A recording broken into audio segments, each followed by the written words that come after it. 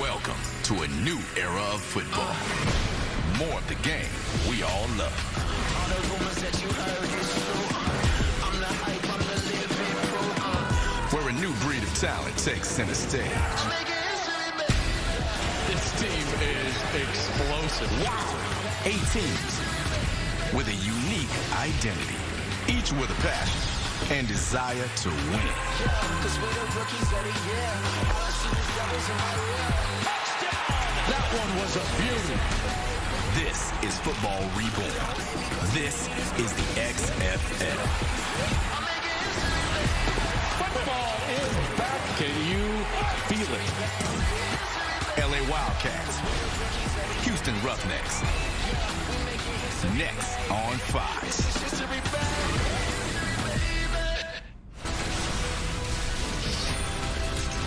It is more of what we love, football. And these guys have been waiting 2 years to kick it off. It's the debut of the XFL on Fox. The wait is finally over. Welcome. PJ Walker, let's go, baby. We work too damn hard. Let's eat. Let's eat on 3. 1, 2, 3. Let's eat. To week 1 of the XFL on Fox. It is the Los Angeles Wildcats and the Houston Roughnecks coming to you from TDECU Stadium in Houston. And this game will provide unprecedented access like inside the locker room along the sideline. We'll get to hear from players and coaches, and that access has begun already. Whether you score a touchdown, whether you give up one, doesn't matter. The next play is the most important, all right? One snap will clear everything. All right, let's get a break right here on TV. From the first play to the last whistle. So guess what? I hope they call kickoff return, because I won't set the tone. That's how I feel. I hope they call kickoff return, because I won't set the tone, though. That's how I feel, Big Storm. So you can go roll somebody over there. You hear me? So let's go out there and knock them loose, big dog. Come on, man. Hey, listen up. Handle your business. The Wildcats defensive end Anthony Johnson's ready to go, and so are we. Welcome to the broadcast booth. Kurt Menefee alongside Joel Klatt. We'll get down to the sidelines and Brock Hewitt in just a bit. But, you know, we talk about being excited for this. Obviously, the players are. Yeah. I can't wait for this game to kick off. Let's hurry up. Listen, I love the sport. You love the sport. We all love the sport. We all want more of it, and we're going to get that. And we're going to be bringing you closer to the game than you've ever been brought before. Not only the emotion and all the access, but also the schematics of the game. I'm very excited. Can't wait to sit along with you and take this ride. It has been a while getting here. It all started 2 years ago, in fact, when Oliver Luck, the president of the league, made the announcement. It's great to be here with all of you on this truly momentous day in the launch of the new XFL. We are thrilled to make a major announcement of the cities: New York, Dallas, Houston, Los Angeles, St. Louis, Seattle, Tampa Bay, and Washington, D.C. Bob Stoops to the XFL. That's a big addition for the XFL. Very much appreciate the opportunity of starting something from the ground floor. They picked their #1 quarterback today, Landry Jones, back up for the Steelers. He'll probably end up with Dallas and Stoops. The team names and logos were chosen exclusively to represent the spirit of football fans in their respective cities. In October, all the cuts are made, players are available, and you have your draft. The XFL ball's got different pebbling. 1 year to work on this ball. Last night, XFL mini camps kicked off. And the team's jerseys and helmets were revealed to the players. Camp underway as we speak. It's all up for grabs. It is a true competition. A lot of rules were released today. This league needs to be different, and this is really what it's going to be all about. 52-man rosters are set. It's exciting. It's going to be fast, which I think will be a lot of fun. It's big names. This league's going to be fascinating. I'm crazy into this. And so there are 8 teams divided into East and West conferences.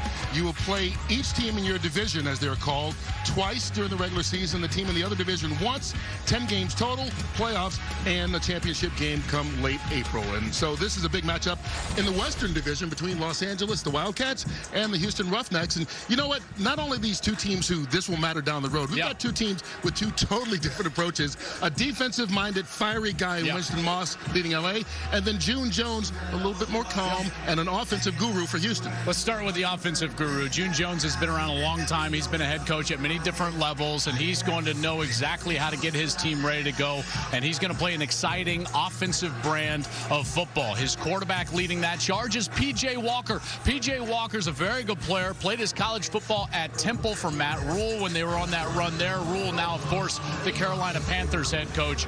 Walker was recently with the Indianapolis Colts and now with the Roughnecks. On the other side, Kurt, like you mentioned, it's the fiery Winston Moss, the former defensive assistant throughout the NFL, great player in his own right, and he'll be leading a very defensive-minded team led on that side of the football by the guy you heard in the locker room, Anthony Johnson. Anthony Johnson, not the 300-pounder from LSU. No, he's lost 100 pounds. That's right, folks. He's not even 308. He's tonight 240 pounds. He'll play outside linebacker, trying to further his career by proving to everybody that he can rush the passer from the outside. Can't wait to see it. We heard from Anthony Johnson earlier. Throughout the broadcast, we'll hear from players, coaches, mic'd up in the booth, down on the sideline. Right now, though, we get to hear from the guy who is going to do a lot of that work down there.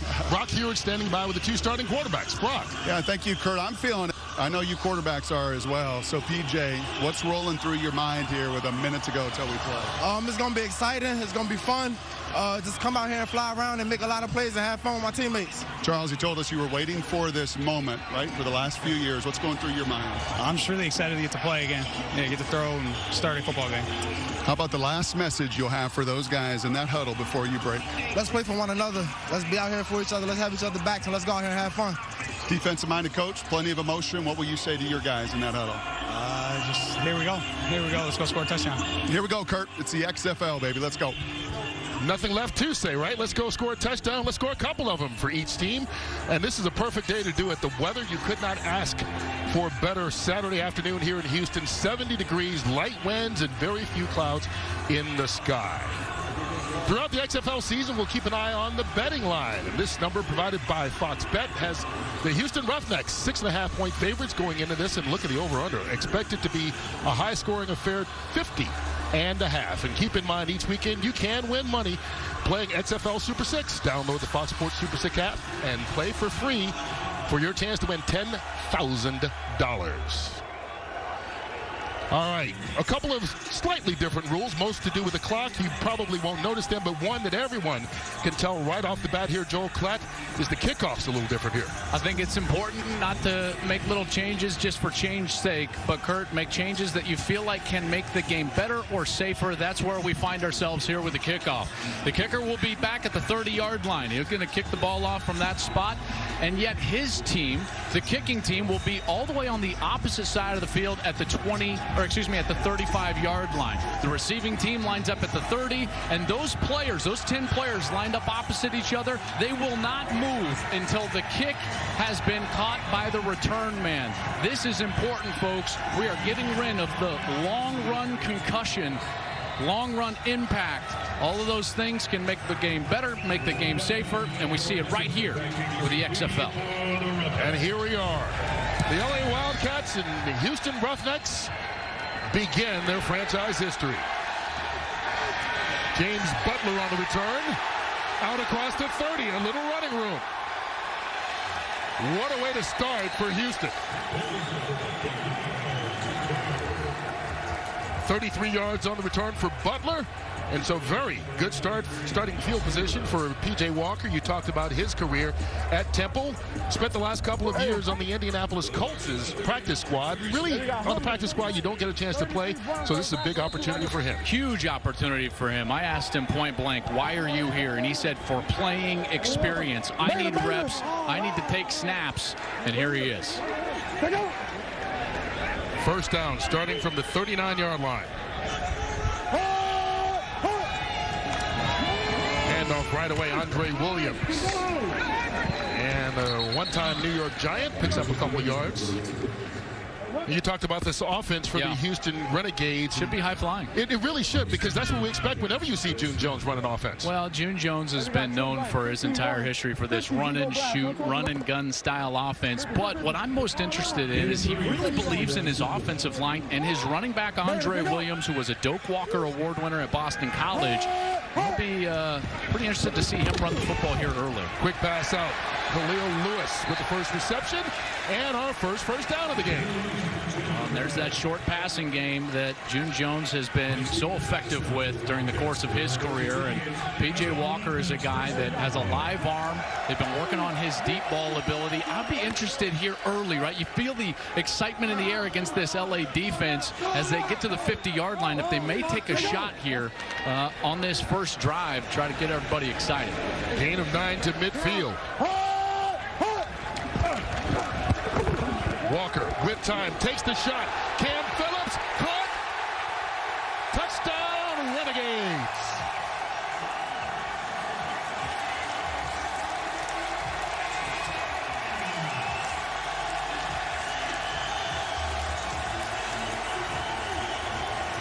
What a beautiful deep ball. Cam Phillips is a guy they've been raving about in their camps, that he is their best receiver, and they've got a guy named Sammy Coates on this roster as well, who's been in several NFL organizations. But now another major difference, Kurt, is the point after attempt. They have the choice to go for 1, 2, or 3. You can go for 1 from the 2-yard line, go for 2 from the 5, or for 3 from the 10-yard line. And it looks like Houston here is going to line up for a 1-point attempt from the 2-yard line.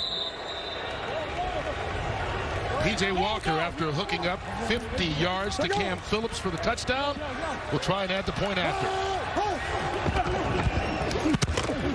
Draw play goes absolutely nowhere, so they don't tack on the extra point, but that's okay. They come out of the gate less than a minute and a half into the game. A 3-play drive, 1 minute 23 seconds officially, and they have a 6-0 lead.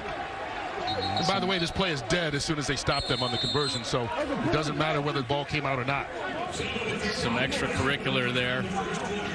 It's like Ahmad Dixon was tangled up with Sebastian Tretola, but I tell you what, Cam Phillips, he is a speedy player. Saw him play for Virginia Tech in 2017. He was a first-team All-ACC player. He had 71 grabs for nearly 1,000 yards, but they love his ability. And Brock, you're right there with him. Cam ran a great route there. Yeah, he certainly did. You know, Cam, your coaches were talking about you yesterday. Everybody's Sammy Coates this, Sammy Coates that. I said, no, this Cam kid has had a camp. You got a one-on-one. What did you see? Just one-on-one. Me and PJ been, working at all camp, and I just gave him a little stutter since he was in off coverage. I knew PJ would give me a chance, and I just made the play. You have been running that route for months. You finally got to do it in front of 20,000 people. What did that feel like?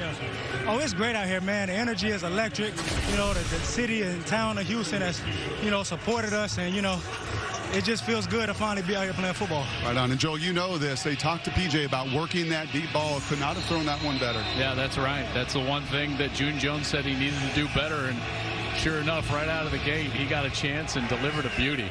Now Kermit Whitfield picks it up on the bounce. And he returns it just shy of the 30-yard line. So we will see if the Wildcats can answer the quick strike by the Roughnecks. Well, their quarterback is going to be Charles Knopf. And Charles played his college football at Princeton.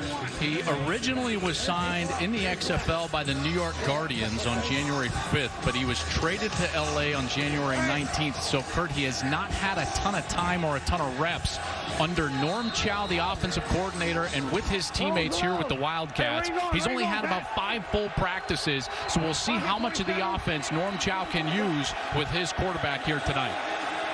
Here we go. They start at the 29.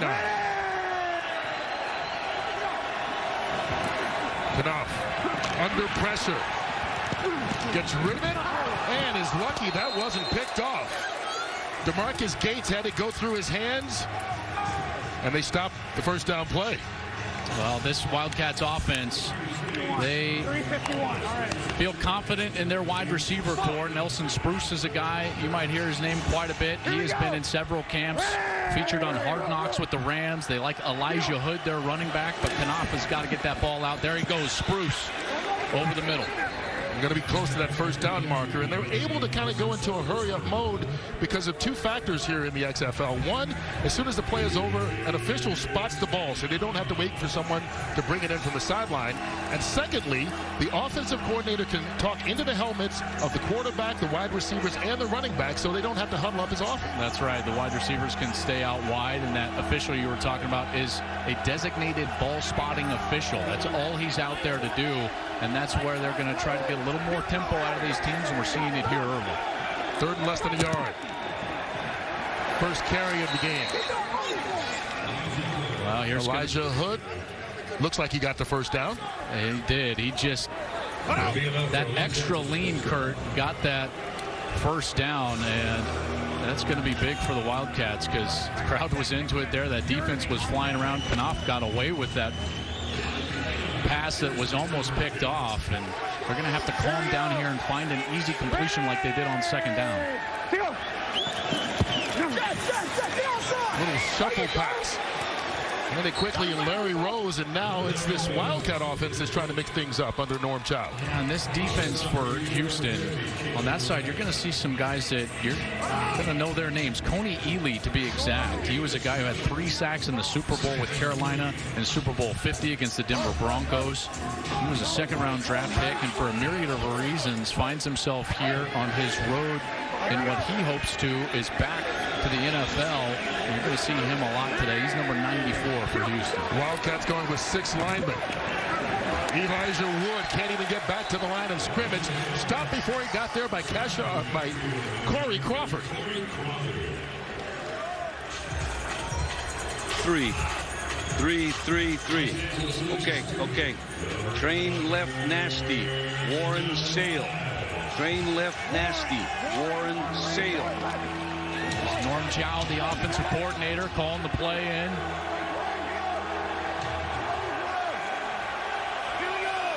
Big third down.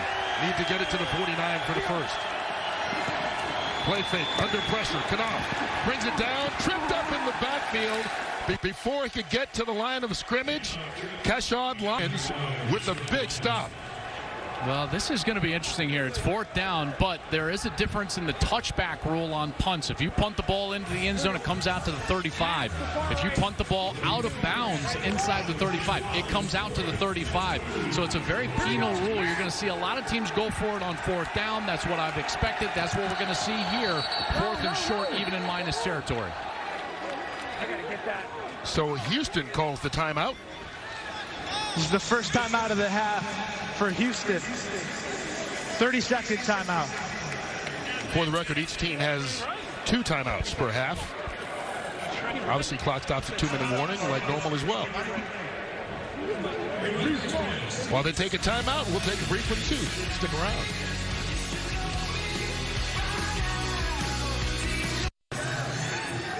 Our Skycam tonight is sponsored by Roman. First, 4th down of this football game.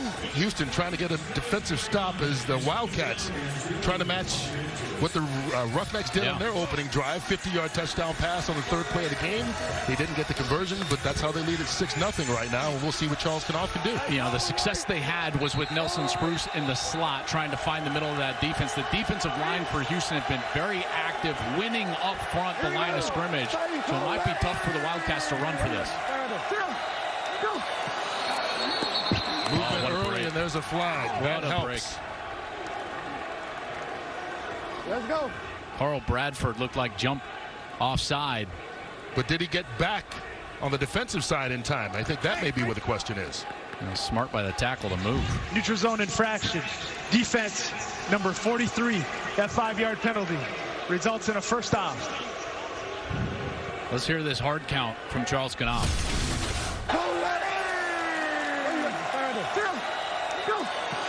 Nice. Really nicely executed by Knopf and that offensive line to hold their water. I really like also what Storm Norton, the left tackle, did is as soon as he felt that neutral zone being encroached right there, he came out of his stance to draw the flag right away, and he did not even allow Carl Bradford to get back onto his side of the football. Really well executed They play. get a free first down out of it. Little end-around run. Pitch made to Kermit Whitfield, and Whitfield deep into Roughneck territory. Nice misdirection there. Got a little spin out from the quarterback. Just toss it back to Whitfield. Very Kansas City Chiefs-esque, you know, when they throw it to some of those speedy guys. Whitfield was signed as an undrafted free agent by the Bears back in 2017. He was waived only 3 days later in Cincinnati in the practice squad in 17 and 18. He went to Florida State. He's a burner, and they got him on the edge there early. Love that play call from Norm Chow. And he has settled his quarterback down and that offensive line down with some of these schemes here early in this game. 19-yard gain. Handoff, Elijah Hood runs into Kashad Lyons, doesn't pick up much.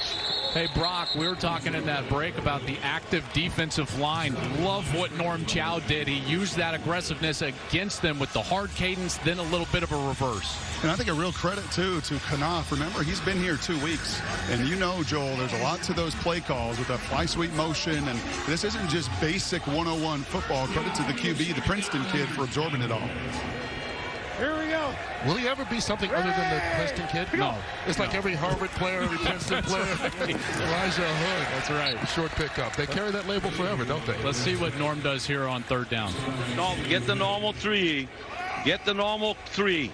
Closet right. 62 smash. F Poco.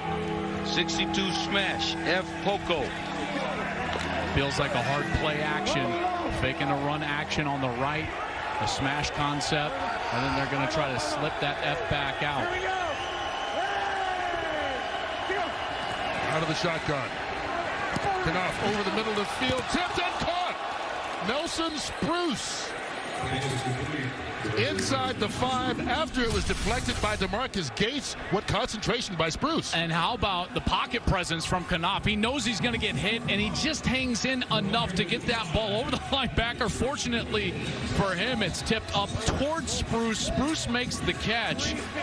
And what a drive here for Knopf and the LA Wildcats. And concentration from Spruce to bring that ball in after it was basically batted in the air. First and goal from the 5. Looking towards the end zone. Knopf holding on. Keeps it. Diving. Touchdown. Wildcats.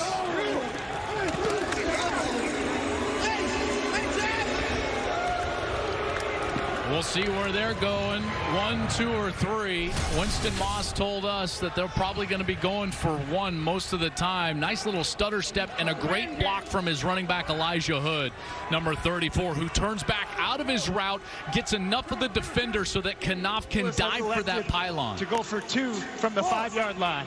The ruling of a touchdown was confirmed by the booth. So replay looked at it, confirmed the touchdown. And Charles Knopf in his first series as quarterback for the Los Angeles Wildcats. And we should mention, Josh Johnson is their normal starter. Johnson bounced around the National Football League, 13 different teams. Many fans know him, but he's got an injured thigh and unable to make the start this week. Charles Knopf gets the duty and leads them to the touchdown on the opening drive. And they'll go for 2. From the 5, you can choose where you want the ball. They'll put it on the left hash mark.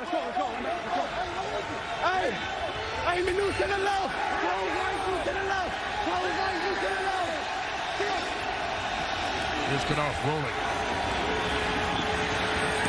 Fires it, and it is caught for the conversion.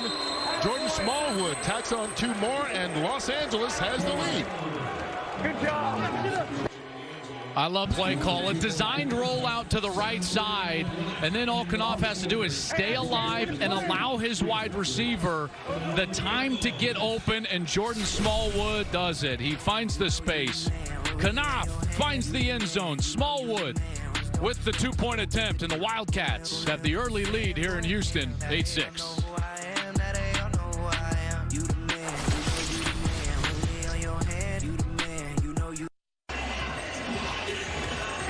Quite a response from the Wildcats right down the field. You said to me coming off the field, did that ball get tipped? You didn't even see it. Yeah, no, I didn't see it. I didn't see it. I was lucky he broke the way he did. So I was reading him too. So I don't even know. All's well ends well. What does it feel like to actually take that first hit? Is there almost some sense of relief? Yeah, bad play to start, but luckily we rebounded. Yeah, but the team did respond. You go right down the field with a lot of different plays. No problem with the playbook. Great. Norm's really good. All right, keep it up. Stay healthy. Kurt? Well, they answered Houston came out, 3 plays at the game, 50-yard touchdown. A little bit more methodical, 11 plays, 71 yards, but they answer and then get the 2-point conversion to take the lead. So impressed with Knopf on that series, too. Here's James Butler. Cuts through. Another nice return made by Butler, meaning, once again, good starting field position for the Roughnecks after his 23-yard return. Let's see what P.J. Walker has dialed up. June Jones, they went for broke right there at the 50 on that first series, and now they've got to reestablish their rhythm. Talked a little bit about Cam Phillips. Also, Sammy Coates, number 10. Sammy Coates is the top of your screen as we come out, and Sammy is a heck of a player. He's a guy trying to get more reps under his belt, and he is in very good shape. They expect big things from him. Walker goes that way. Broken up, pass intended for Coates, but there to defend it was Harlan Miller. Love the coverage. Harlan Miller played that one absolutely perfect.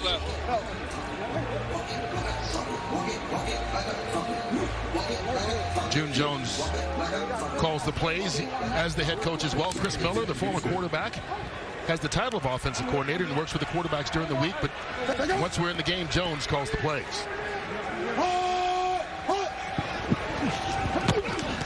Walker behind Cam Phillips. No flags on the play.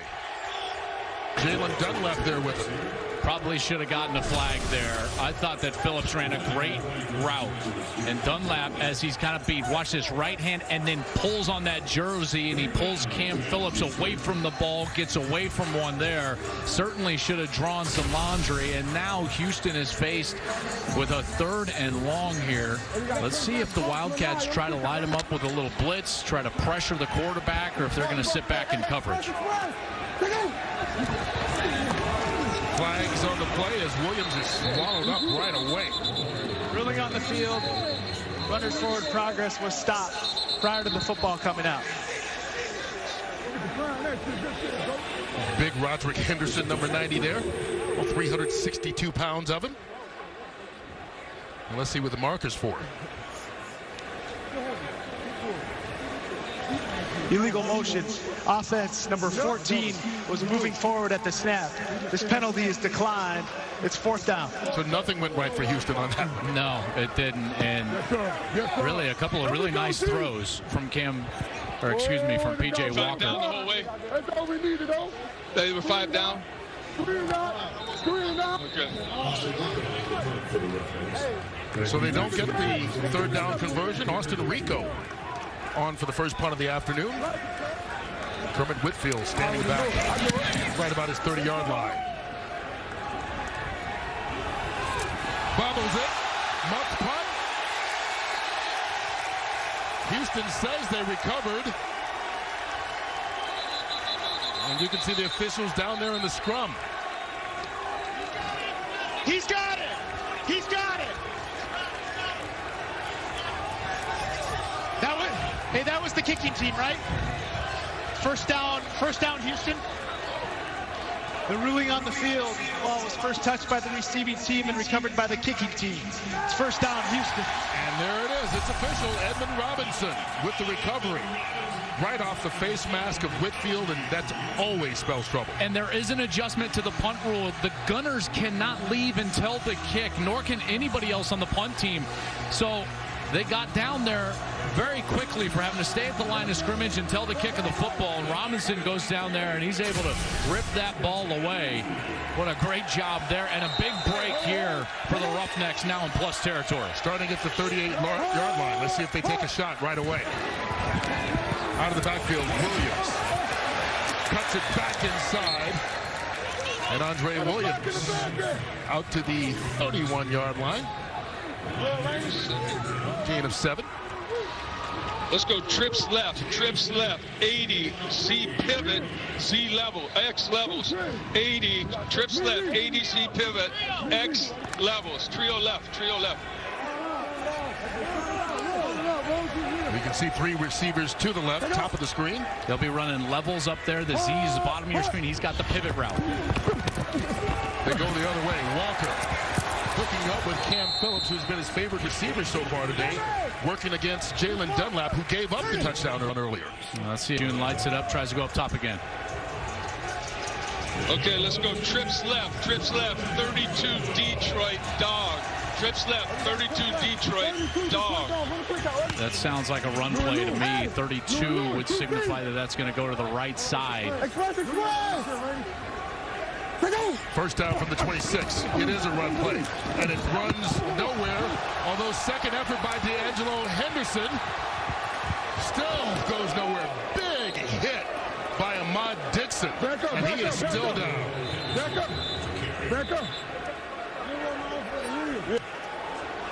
As are a couple of Wildcats. Boy, Dixon came flying up there.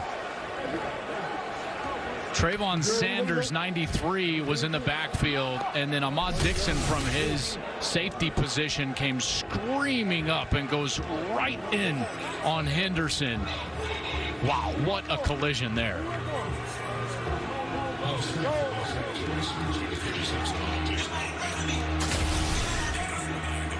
Oh, good to see Dixon walking off. And so many of these players and coaches told us how excited they were to actually be able to hit, because during training camp they weren't able to tackle, they weren't able to hit. This is the first time they'll have live action, and it didn't seem to slow Dixon down at all. Loss of 6 on the first down play. Walker, quick pass, Lewis, and Khalil Lewis out of the 24-yard line. Really loved the block by Blake Jackson, number 17. He's out kind of right in front of Khalil Lewis, who they say is their fastest player. Watch 17, though. He does a great job of getting right in front of the defender, waiting. Ball's caught. Now he gets some contact, and he's able to create space and a little bit of a lane for his teammate, Khalil Lewis, to get up the rail for some yardage.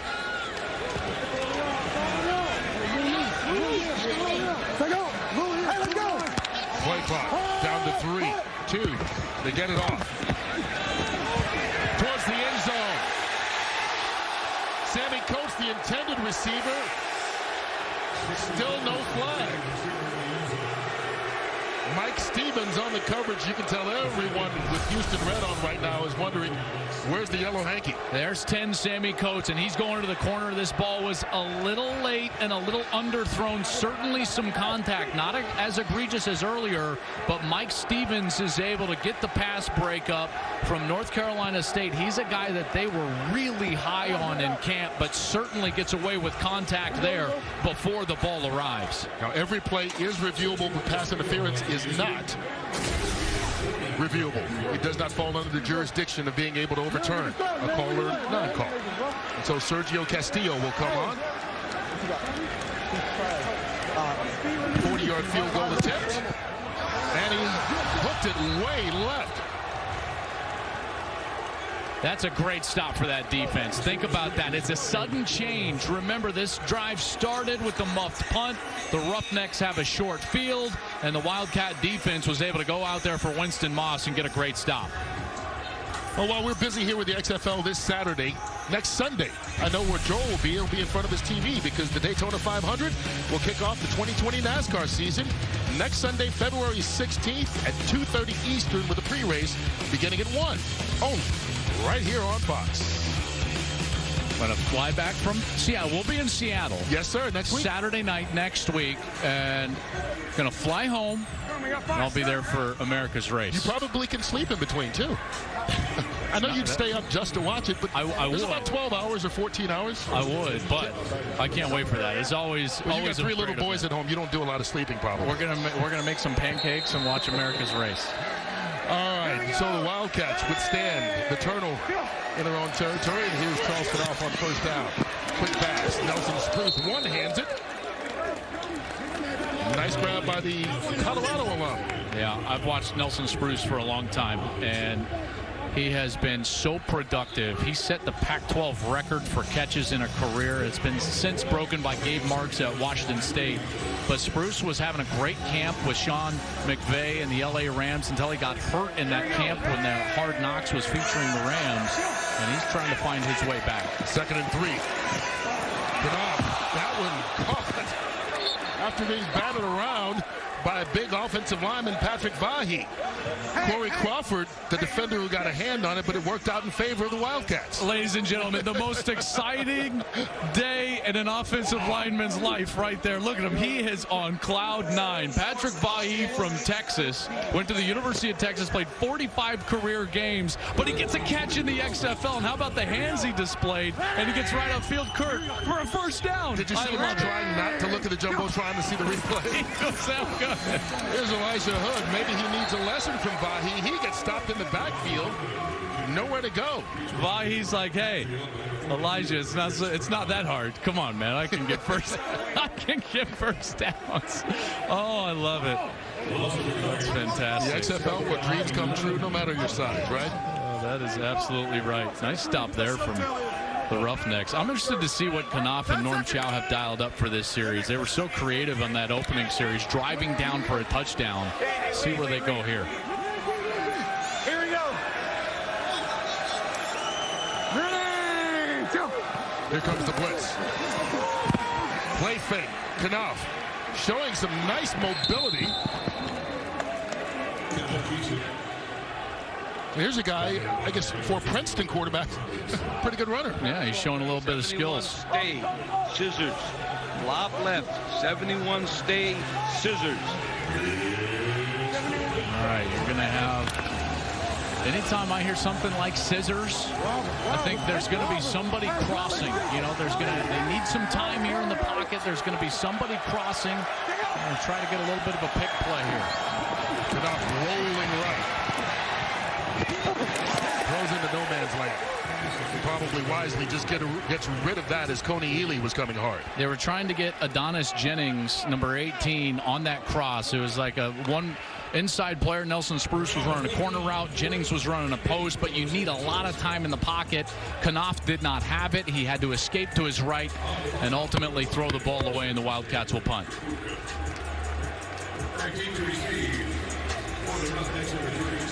First punt so far for the Wildcats in this game.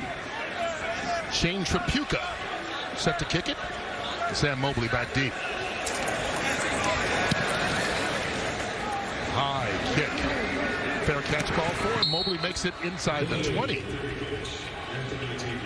You know, knowing Winston Moss and talking with him, I'm sure he was elated with that defensive stand in the last series. Let's talk to him now. Winston, your defense goes out there, short field, sudden change. You got to be thrilled with the way they played on that last series. Yes, I was. The defense has definitely picked up its pace. We switched personnel groupings to match them up a little bit better, and so that's definitely helped out. I'm kind of managing both sides right now, and so that's why it's a little tough to talk to me right now. But I'm trying to get these rushers to get after that quarterback. Quarterback has way too much time to throw the ball. All right, go yell at him. Oh, yeah, yes, I will. Thank you. Right. We'll let you manage that. And right now, Houston's back on offense.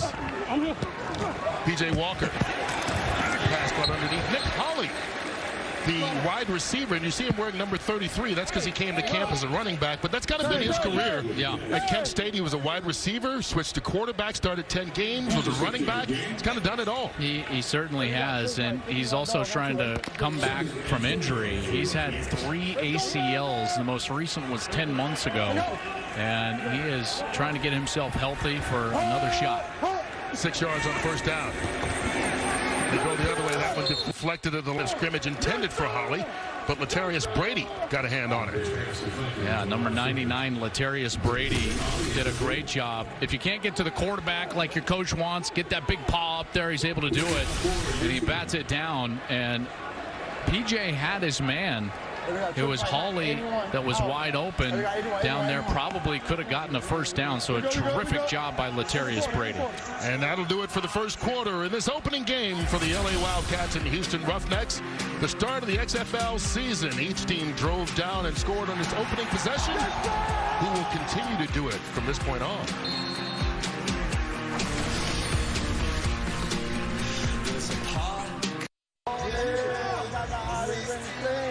Back in Houston, where P.J. Walker is still pumped up.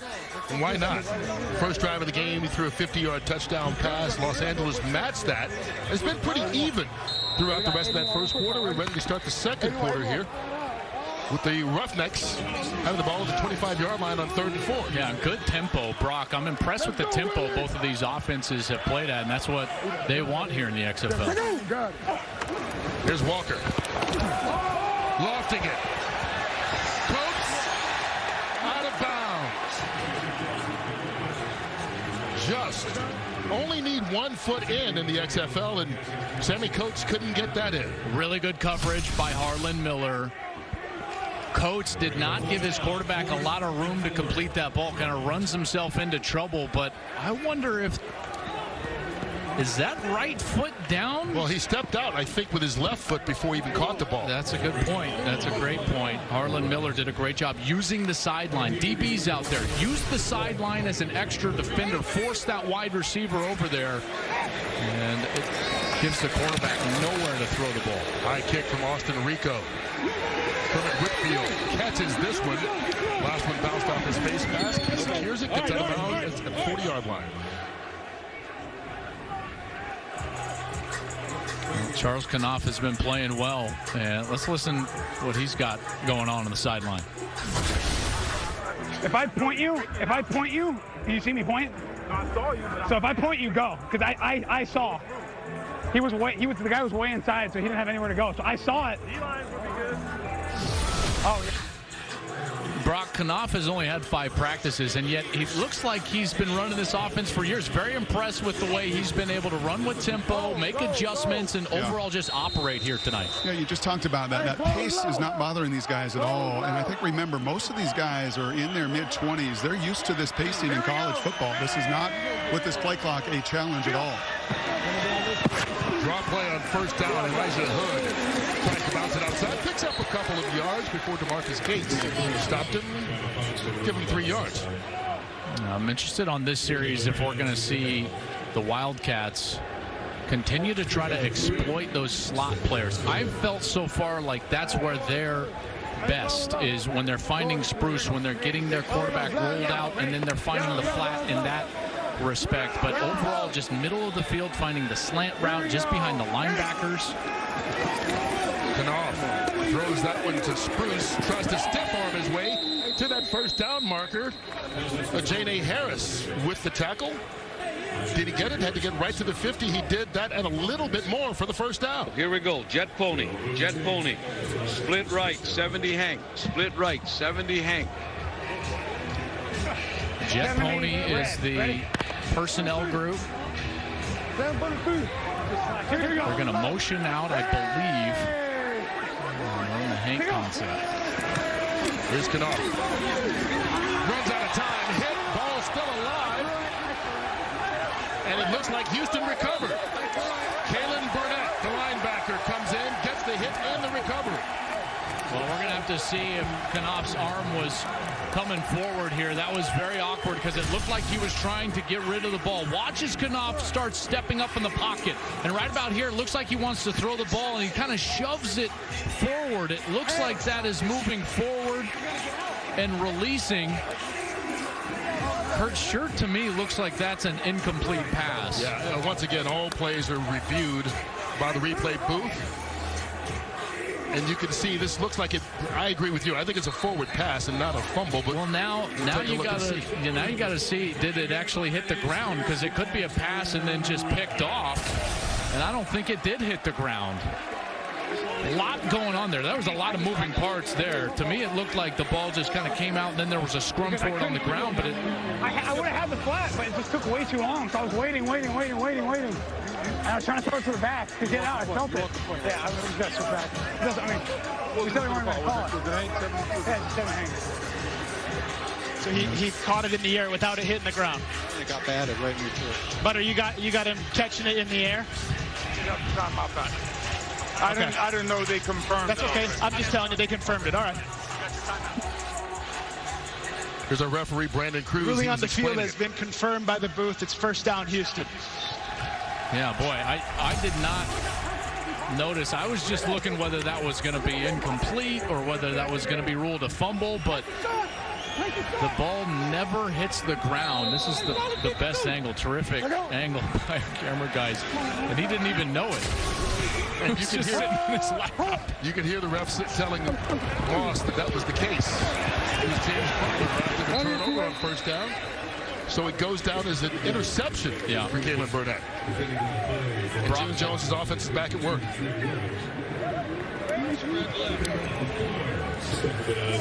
You think he knows whether he got an interception or a fumble recovery? Do you think he can? I'm sure, right? I mean, but again, it didn't even...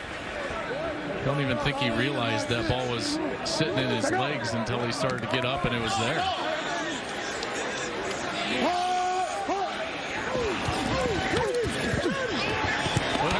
Almost picked off, and there was no one in front of Harlan Miller had he gotten that one intended for Sammy Coates. Well, let's go and check out what June Jones has here on a third down. Okay, let's go. Trips left, 80, C pivot, H levels. Trips left, 80, C pivot, H levels. All right, the pivot is going to be to the single receiver side. That's going to be up top here. It looks like that's going to revert. It used to be a hitch earlier in the game. I expect him to go on the go route now. No flags on the play. Cam Phillips locked up with Jalen Dunlap. And it will fall incomplete and bring up fourth down. And sometimes what you have, in every offense I ever played in, Brock, I don't know how it was for you, but a hitch route would convert against bump coverage. Yeah, and I'm a little surprised after that initial touchdown on the go route. These corners have continued to play aggressive. Right, they have been sitting, Joel, and jumping on these routes. Usually you hit an uppercut early, they back off. That's not been the case. And Houston's going for it on 4th and 6. Leading the 35. All kinds of time for Walker.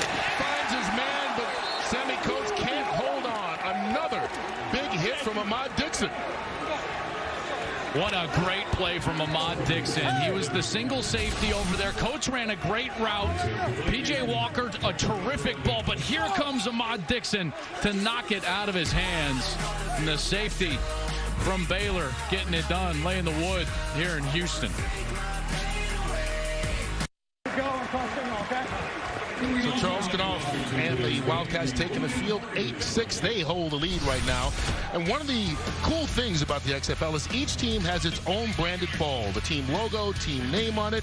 And if you take a look at the end of the ball, your quarterback here, Joel, it's got its own team logo or team colors, rather. Yeah. You think, does that help your receivers catch the ball easier? I mean, I hope. And if it helps them in theory, then do it. Because it was one of those, right? You take a sugar pill, it takes your headache away.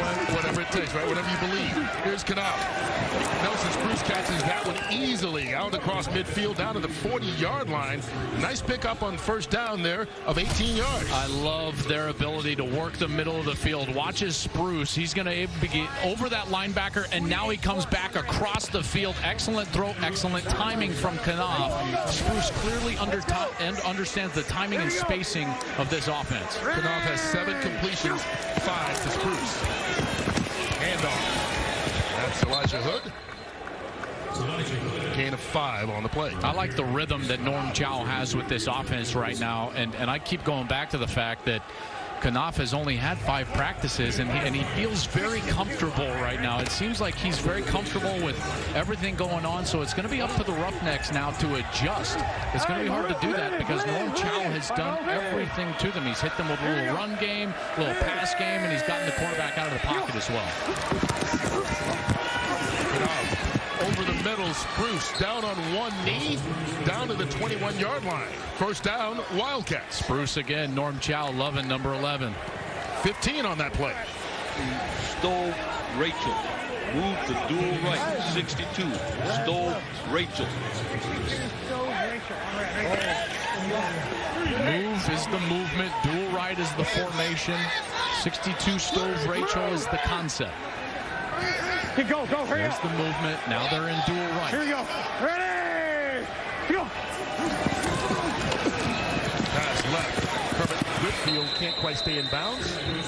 You know what also is interesting to me is early on in the game, we saw this Houston defensive front I won't say dominating, but having their way with the offensive line of Los Angeles, and they've been able to settle down since then. It feels like the Roughnecks defensive line has gotten a bit tired, and they've gotten the ball out quickly. They've used some of that misdirection. I really like the game plan as well as that offensive line settling down a little bit. Here's Knopf to Whitfield again, and this time out right at that first down marker. You know what I love about that? We didn't hear the play call, but that was the exact same play call as he just used. As a play caller, if you're a young play caller out there, don't get bored. If it's not being stopped, you don't have to go away from it. Norm Chow uses some experience. Here's the same formation. This is dual right. Let's see if they go right back to that flat. And they did get the first down. They go to the end zone. Caught. Did he stay in bounds? Touchdown. Jordan Smallwood.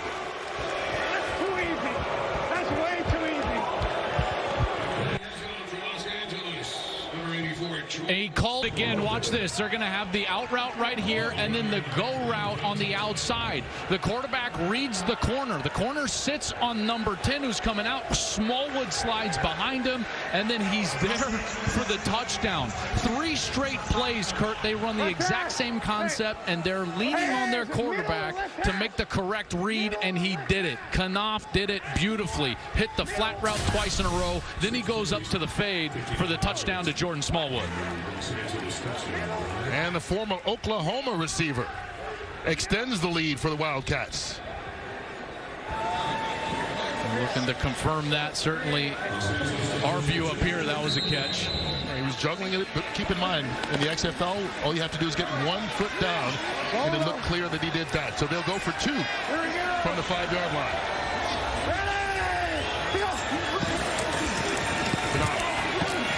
End zone. Caught.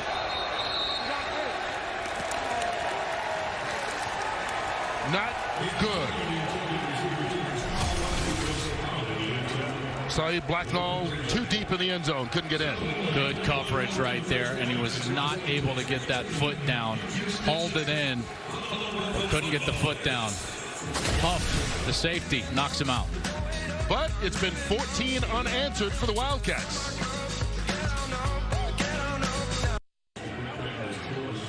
14-6 Wildcats, largely due to this guy. By the way, the Buffalo up in the booth is enjoying what the Buffalo on the field is doing. What are you seeing out there right now? You know, we didn't really know what to expect being to the first week. We don't have any tape. So we kind of just wanted to come out and execute our stuff. You know, we've been able to move the ball except for the few mistakes that we made. So just got to continue executing. I call you a quarterback-friendly receiver. You just seem to find the spots that the quarterback is looking for. You and Charles connecting, 2 weeks of practice? Why and how? Yeah, like you said, we haven't had much time to get on the same page, but he's a really smart player, and, you know, I kind of think that's one of my strengths. So we kind of got on the same page early. I found a few connections here early in the game. How are the legs? Feel good.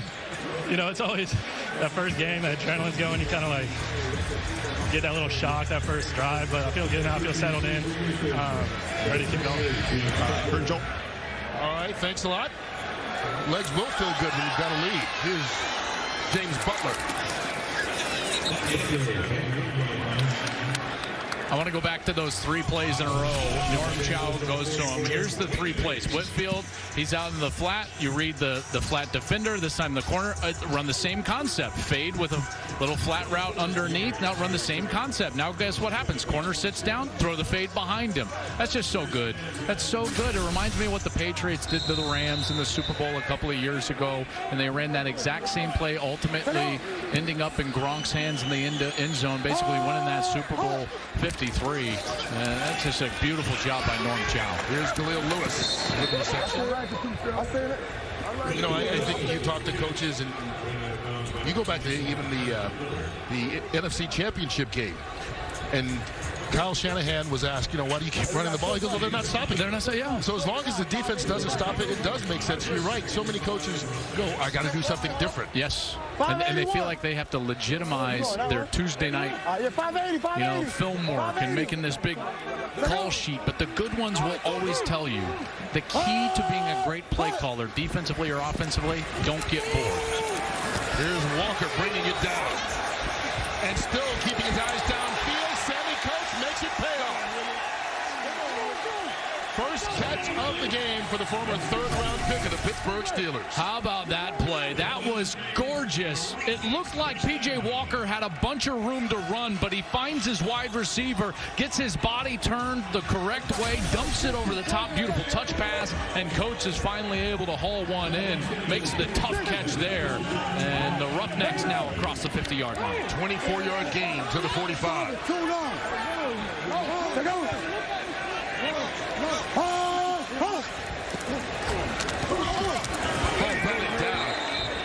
Good job there at the line of scrimmage. The defensive front, Sean Oakman swatting that one away.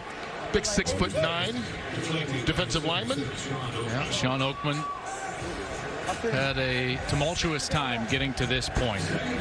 He was a potential first-round pick, went undrafted and unsigned after a sexual assault allegation. He was found not guilty last February in 2019. Largely, one of the reasons why he finds himself here is all of that tumult off of the field. And here he is in the XFL. Trying to get back again. Walker going deep. Down the sideline, Cam Phillips, the intended receiver. Flags fly. Working on Jalen Dunlap again. That's who they threw the 50-yard touchdown pass, and we've seen them matched up with Phillips, and they go after him time and time again. Defense, number 20. Ball be placed at the spot of the foul. Automatic first down. Clearly on that one. Yeah, and Dunlap got away with one earlier, remember, on that little back shoulder fade there. Clearly arrives early, and it's all taking place right at the line of scrimmage. He's losing at the line of scrimmage. Great releases by Cam Phillips. He's getting his leverage right away, stacking the defender, and all that Dunlap can do is chase and use his hands. That winds up being a 24-yard penalty. Walker under pressure, dumps it off. Butler out of the backfield. Down the sideline, into the end zone. Touchdown, Roughnecks.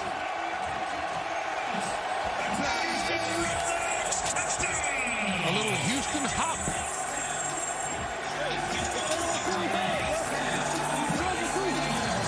Beautiful patience from Walker. He knew they were trying to set up the screen, and yet he was getting pressure from that left side. That was Anthony Johnson, who was right in his face. Walker just kept retreating, and then ultimately, here's that pressure that you're going to get. Walker just retreats, and then he's able to dump that ball over the top. He gets the screen set up, and ultimately the Roughnecks are in the end zone. Walker fired up. They're lining up for a two-point conversion. Off the hands of Blake Jackson. And he was wide open. And so it remains a two-point game. Los Angeles holding on to the lead midway through this second quarter in the XFL opener. I mean, he makes the read there perfectly. He does a great job. June Jones calls the perfect play for that conversion, and the attempt fails because Walker did not put the ball out in front. Missed opportunity to tie that ball game up, and the Wildcats still have that two-point lead, but good answers from both teams here. Brock, I'm very impressed by these quarterbacks, their ability to get hit a couple of times. You've seen some series not go so well, but they bounced back right away, gotten within the rhythm of their offense, and driven their team down the field. Yeah, I think you know, Joel, some of the hardest part of playing the position, especially the first game, is seeing the field. And I feel like both of these guys, and you can see it with how quickly the ball is coming out of their hands, and that's a credit to these systems. I mean, Norm Chow and June Jones have been doing this for, what, about 70 years combined. They know how to coach the position, and these guys are being really decisive with where they want to go with the football. Yeah, there's no doubt about it. It was interesting talking with P.J. Walker. He was talking about, the fact that in this offense, there's a little more artistry that has to take place. It's not as structured of an offense as Anthony Johnson has to run on the field here late. But Walker was telling us that he really loves this offense with June Jones because there's some freedom in it, and he can let his artistic nature take over a little bit. Here's Kermit Whitfield. No artistry on that one as he gets shut down right away. Oh, you talk about art, we'll talk about the sweet science, because the most anticipated title fight in years Undefeated heavyweight champ Deontay Wilder takes his 29-0 record against Tyson Fury in a rematch the sports world has been waiting for. That's Saturday, February 22nd. Buy it on pay-per-view or the Fox Sports app. Their last fight was, well, that's the reason they're fighting again. Yeah, people couldn't believe it. It wound up being a draw, controversial finish, but both guys still undefeated coming into this one. Should be good. Can't wait for that one. I know Wilder was making his rounds down in Miami last week as you see the rushing yards. He's been everywhere. He has been. LA dominating on the ground so far, but the Roughnecks have been able to connect through the air. Here's the handoff to Elijah Wood. Leapfrogs in the air. Woo! Right over Jeremiah Johnson. Take another look. I love the athleticism of Elijah Hood, the North Carolina product. He was in the preseason camp this last year with Jacksonville. He was on injured reserve with Carolina in 2018, formerly a 7th-round pick by Oakland in 2017. This guy is a very good running back. Goes the other way this time, a little more traditional. Bounces off a tackle and fights his way for a couple of yards. Let's go back to the replay of him jumping over Jeremiah Johnson, because I want you to keep your eye on the sideline. Brock Heward. He was impressed. Brock, your reaction is priceless on the side. You don't understand how fast that happens. I mentioned you guys a bunch during the breaks, the speed of these guys, and then that athleticism. I'm guessing I didn't look athletic. I'm not seeing myself. But I know myself, and I'm sure I didn't look anything like that. Oh, I'm going to have to see that again. Los Angeles calls the timeout. I got Tiger Romer on the field. Yeah, he had a whoa look. Oh, yeah, here it is. Let's go. One more time. All right, in the background here. Okay, there's the hurdle. And then all of a sudden, right now, Brock is saying, oh. And his field producer, Johnny's stone cold. He's just like, yeah, I'm good. Yeah, younger guy. He's not as excited as you are. That is one funny looking face right there. Hey, but you own it, right? True, you own it. Hey, man, can you imagine what our bodies would feel like if we tried to hurdle over somebody? I know what your body's feeling like after your workout this morning, Joel, so no. It's working now? All right. I think in that case, what we would do, I'll talk to the league about it, and then they'll handle it, get it back up, and we'll just keep everybody in communication, all right? We're only guessing here, but it seems like there may have been a problem with the headset that Winston Moss, during the timeout, that he was trying to explain to the officiating crew. Well, they're figuring that out. Brock, you're with Elijah Hood right now. What's he say about that hurdle? Talk to me about that decision to hurdle. Hey, they going low. I noticed a pattern. I got to adjust. So, you know, they go low, I go high. They go low, he goes high. There you go. It worked on that one. It's perfect. First down for the Wildcats. With Hood out, Rose is in. Larry Rose out to the 45-yard line. Gosh, the unsung things of a play right here. Watch 82, Brandon Barnes. Brandon Barnes, the tight end, he's going to come out, and Barnes is out here. Watch him seal the second level. He's going to work up to the second level. Watch this block. He gets contacted, and then he keeps his butt turned towards the outside, and that's right where the running back creases it to gain positive yards. Here's Rose again. More room outside. Through the arm tackle of Jeremiah Johnson and into a first down. They really like Larry Rose. Now, when I was talking with Norm before the game, he said he really liked Rose's ability to catch the ball, but he said he's also a really good running back. But watch for him at some moment tonight to motion out of the backfield and line up as a wide receiver. He really likes his explosiveness, his quickness, and his ability to catch it. 49er! Here we go, ready! First down at midfield. Running out of time, brought down and sacked. Coney Ely was the first guy there. No! Then got some help from Keshawn Lyons and Corey Crawford. Well, first he's going to go up the field, and he's going to go back in. And this strong move right there, up the field. Now he's going to push the tackle by him. That's Jalen Robinson, and work back to the inside. He's a terrific pass rusher. He really is a talented player, and he's been through a myriad of issues, both personally and with his family, and he finds himself here in the XFL working back to a place where he knows he can play at the next level. Remember, this guy was a second-round draft pick of the Carolina Panthers. Knopf. Oh, he's got a man. Down the sideline, Saeed Blacknall had gotten free, but they couldn't make the connection. It's almost like that was some sort of a read route. Blacknall is just running a go, and it looked, I don't know what Knopf was doing. Maybe he knew he was about to get hit. He certainly was. Had to get rid of it quickly. That was Johnny Maxey in on the pressure, number 90. Yeah, well, that was a misfire. Missed opportunity. Now confusion on defense for the Roughnecks. They call a timeout. Second and final timeout of the half for Houston. 30-second timeout.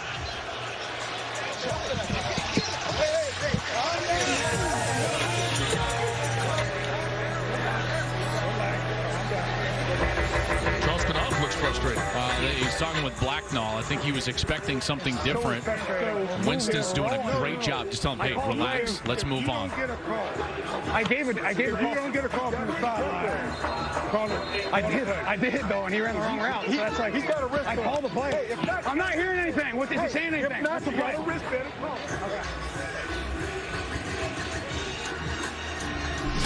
Knopf not happy. He's wondering what is happening on the outside. And remember, you heard him talking earlier in the game. We had that audio of him talking with Blacknall about hand signals at the line of scrimmage, what he's expecting the route to be. Knopf, I'm sure, was expecting him to drop out of that route, some sort of a comeback or a stop route down the field. And you can see there's a lot of confusion right now and a lot of emotion from Knopf because he can't hear the play in his helmet. Getting a bit frustrated with his wide receivers. We'll see if he can calm down here on a third down. I'd heat him up. If I was the Roughnecks here, I would send some pressure. On 3rd and 12. Knopf steps up, throw a little bit behind Jordan Smallwood. Has to leave his feet so he won't get the first down. Yeah, but you know what that does? Down I was going to say, what it does is it gets you into a go-for-it situation on 4th down here across the 50-yard line rather than, for sure, a punt on 4th and long. And now the Wildcats are in much better field position, and they only need, what, about 6, maybe a long 6-7 yards here to try to move the chains. Yeah, need to get it right at the 40-yard line. Don't you think they need to go back to Spruce? You know, he's been so good for them in the slot. He's there now. Knopf looking that way. Throws to your guy. First down, Wildcats. When you need a play, you got to go to the guy who has been most consistent during the course of the game. And they have no history, remember? So the history is only as long as this game. They go to Nelson Spruce. You can clearly see a relationship here being developed, some trust being developed between Knopf and Nelson Spruce. And he goes up there, plucks it out of the air for a first down. 10 yards on the reception. Here's Knopf. Has time. Looking for Smallwood. There's a flag on the play as well. Savion Smith on the coverage. Former University of Alabama cornerback. Looks like he's wanting another adjustment out there he's not getting, and there's a lot of contact down the field as Smith knocks him all the way out of bounds. Pass, illegal contact. Defense, number 20. 5-yard penalty. Automatic first down. There's certainly a lot of contact there. They called it on Marquestin Huff instead. Illegal contact. Should be 5 yards, but an automatic first down. So now we get inside 3 minutes. Once the clock hits 2 minutes, the timing rules change just a little bit. We'll explain it to you once we get there. Yeah, and it's basically like a comeback period. It's going to resemble college football, but even take the clock stoppages that college has and take them a step further. And we'll get to that in about 50 seconds. Wide open. Whitfield. Another good throw by Knopf. And again, they're working that middle of the field. They've had a lot of success with their slot receivers, whether it's been Whitfield or Nelson Spruce. They go right back to him. He gets himself over the linebacker, and Knopf has a great feel for that route. 20 yards on the play. Larry Rose inside the 10. Helmet popped off, but he held on to the football. I guess it wasn't Rose's helmet. It was DeMarcus Gates of the Roughnecks lost his helmet. Another good series here from the Wildcats. And I think they're going to take it down to the 2-minute warning and go talk about it a little bit. Nice series here for Knopf and his teammates. Nice series. Good game so far. It's a 2-point difference as we approach the 2-minute warning. In a position to go. In a position to win. In a position. The Los Angeles Wildcats trying to extend their lead in this opening Saturday of the XFL season. And tomorrow, this inaugural weekend continues. Tampa, the Vipers, kick off their season against the New York Guardians. 2 o'clock Eastern time on Fox, and then the action moves over to ESPN, where the Dallas Renegades will host the St. Louis Battlehawks at 5. It's the opening weekend of the opening season of the XFL on Fox and ESPN. Ball's at the 8-yard line. 2nd and goal for the Wildcats. Houston scored on the first drive of the game. LA answered. And each team has added one more touchdown since. Wildcats try to add a third. Reverse. Whitfield. It's sniffed out. Tony Ely in the backfield, dropping him for a loss. That's a great job by Ely, staying patient. Watch as Ely, he's going to look like he's going to chase across the field, but right here he says, nope, I'm not going anywhere. I've got contain on that left side, and he perfectly executes that play, brings him down in the backfield, and now this is not a good situation for LA. Charles Knopf cannot put the ball in harm's way here, and you don't want to take a sack, and he's going to call a timeout. Play clock expiring.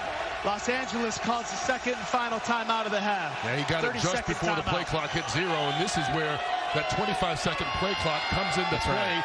When you're hurried, that's right. When things go bad, when you're down deep in your own territory, and it's chaos. That's right, and it's tough to manage both from a play caller as well as a quarterback. But what I was talking about there is you take a sack here, and now all of a sudden you're going to be trying a 45-yard field goal, 47, maybe even longer, and you don't want to just force the football because it's 3rd down and turn it over. So Knopf here has got to be smart. And this is a time when, as a play caller, if you feel like your quarterback is maybe revved up a little bit too much, and we've seen some emotion on this series, may even be time to just hand the football off and play for that field goal attempt. And that can be the beauty of a league like this. I mean, you get young guys who haven't played in a while. Yeah. They haven't been under live fire in a situation like this where they have to find a way to calm their nerves. Yeah. And now this gives them a chance to find out how to do it. And Brock, as you know, as a quarterback, you can get yourself too hyped up, and I feel like Knopf is fighting that edge right now. He's right on that line. Play fast, but never in a hurry. And that's not just decision-making, that's body language as well. He needs to get them back in the huddle because they've just revealed their formation. Way too Ryan smiling already. Yeah. The defensive lineman for the Roughnecks. Here we go. Looks like man coverage. Knopf looking left. Smallwood. That one floated out there and too much air underneath it. Cody Brown took advantage and broke it up. Boy, that is a dangerous ball because watch as the safety. He's going outside the entire time, and then he comes like a missile, leads with the shoulder, right on time. That is perfectly done from the safety, and he knocks that one out. Cody Brown, excellent plays from Arkansas State, but if you're going to throw that ball as a quarterback against cover 2, which means 2 high safeties, that ball has got to be driven into that hole. They call it the hole shot, past the corner in front of the safety. You cannot put air on that ball, or else you invite the safety time to come and make that hit. The guy is way off. So after some debate, I believe they're reviewing whether that was a legal hit or not. And here's Cody Brown. Watch as he's going to lead with his shoulder on the side. To me, that's illegal. It really should be a hit on defensive receiver 25 defense. Okay, so we'll go half the distance to the goal from the previous spot. Yeah, and it'll be an automatic first down. Hold on. Okay. Where's...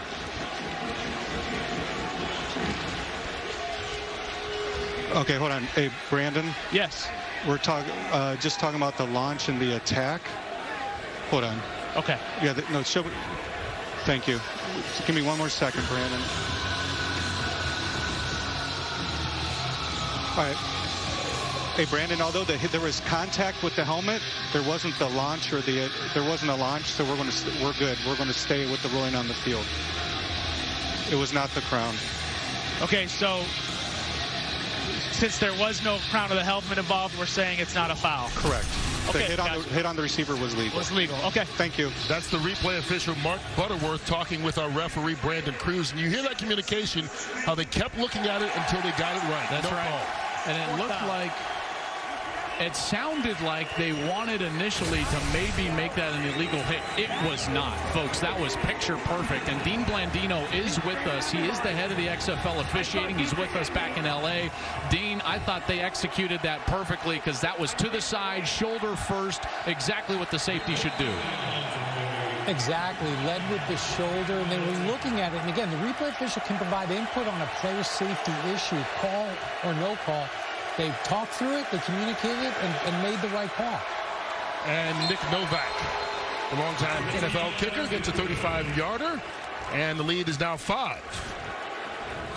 Dean, appreciate you, bud. We'll be back with you the rest of the game. 1 minute, 26 seconds left to go here in this first half. And it's been a good ball game so far. We've seen good plays on both the offenses and some big hits on these defenses as well. The safeties in particular. You know, we saw Cody Brown there with a terrific hit in the end zone, Ahmad Dixon. And now we enter this 2-minute time, now with 1:26. Here's what happens, folks, for the clock rules. And this is exciting as a former quarterback, because these quarterbacks are going to have a chance to snap the football a lot more in this time of the game. The game clock will stop after every play, whether it's incomplete, out of bounds, a run play for 3 yards, a pass play for 12 yards. The game clock is going to stop. Now, on plays where the clock would normally run, like a run for 3 yards in the middle of the field, what's going to happen is the ball will be spotted, and then 5 seconds will roll off of the play clock from 25 down to 20. At that point, the game clock will start. So you're going to get a lot more snaps. You're not going to get teams that can just kneel on the football for a minute 45 at the end of the game. Is going to provide more exciting football at the most exciting time. That's an exciting play because that was a live football. James Butler scooped it up, trying to take it to the house. He doesn't get there, but he's into Wildcat territory. The mistake turning into the big return. I mean, how lucky can you be? This ball bounces not only right back to him, but forward. So it's just kind of rolling. He's chasing after it. It pops up off of this brand new turf. This is the first game ever being played on this surface. They just redid it at the University of Houston. It pops up right to him. That's incredible. Curdy never broke stride, and bam, he hits it up the field. Scoops it on the run. Down to the 39 of Los Angeles. 40 yards on the return. P.J. Walker under pressure. Blitz picked up. Oh, he's going towards the end zone. He's got Mobley. Broken up. Harlan Miller sniffed that one out. What a play. That ball hung in the air for what felt like an eternity. And Mobley had a step, but the ball wasn't far enough in front of him, and there's Miller at the last second. He reaches out. Miller played his college football at Southeast Louisiana. 9 career games with the Arizona Cardinals and the Washington Redskins in 16 and 18. He's down and shaken up, but now he's up. Boy, on back-to-back possessions, we've seen each quarterback have a guy in the end zone put a little too much air underneath it, and the defense take advantage. And that one, Kurt, he can throw it like a punt, honestly, but it's got to just be way out in front of him, bring him all the way across the field. What happened there is Mobley had to slow down just a bit, and that just a bit allowed Harlan Miller to close on the football and bat it down. All right, so Miller goes to the sideline. Jerome Copeland comes in, wearing number 22. We'll see if they go after him.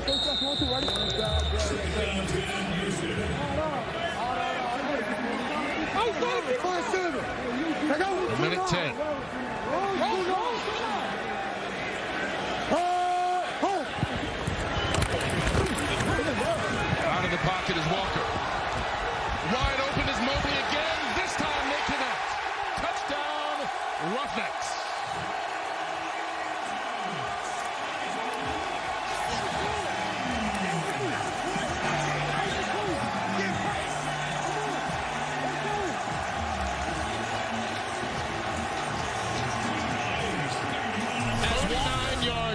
touchdown. And as Walker breaks out of the pocket, watch as he gets out to the left.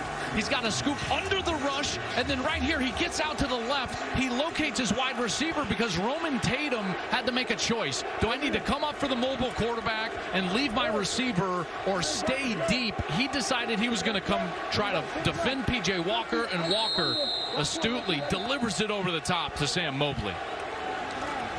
39 yards on that score. They line up to go for 2. And Houston retakes the lead.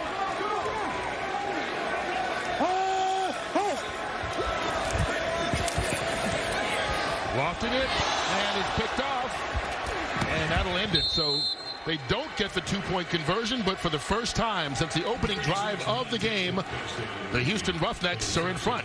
18-17, just over a minute left. And wouldn't you know it, a play after he has the shot on the scramble that is incomplete, he's able to get it to the left. Brock, he had to know what he had there in front of him. Well, Joel, you talked about that being an artist, and you talked to us yesterday about that. You painted a pretty good picture on that touchdown. What did you say? They playing soft on our receivers, and our receivers getting behind them.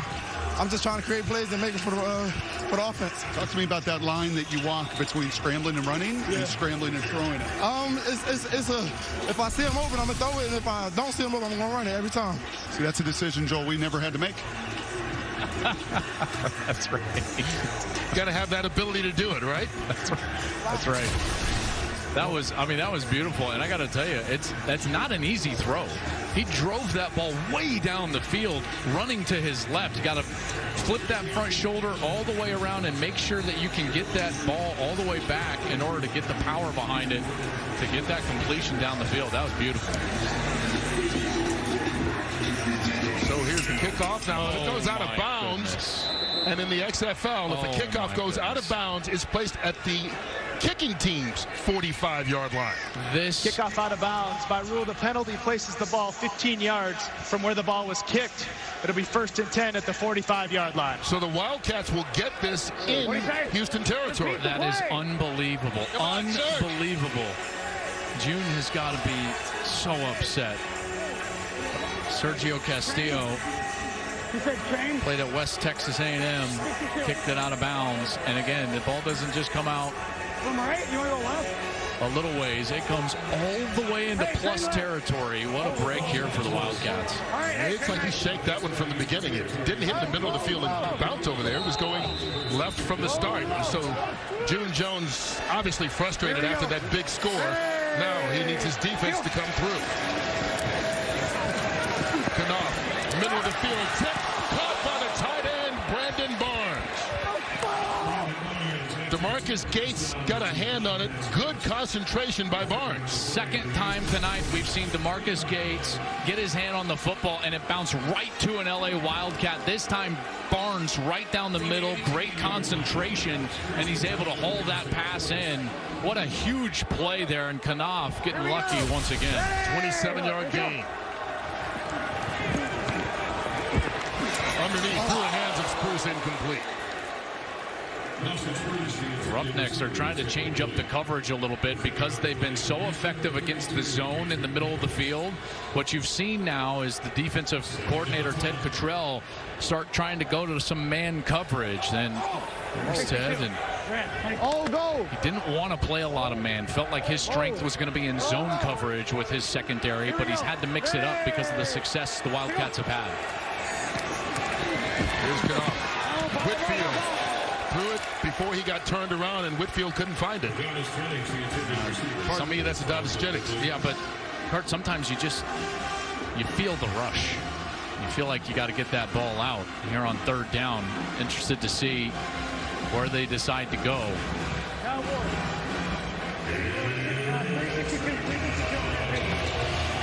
right, on 3rd down, obviously they can pick up a 1st down here if they can get it to the 8-yard line.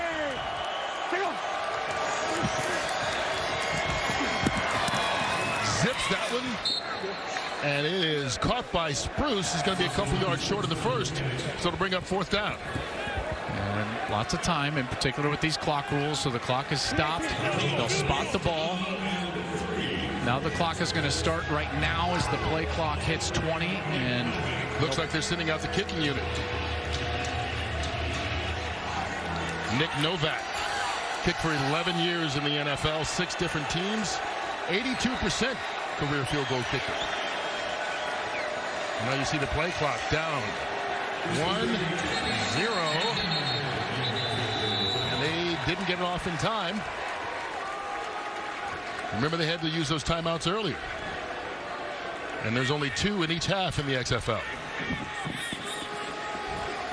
And so this field goal attempt to be just a little bit longer for Novak. You know, normally you see in these first games, remember, this is the first game for everybody, the coaching staff, the players, everybody.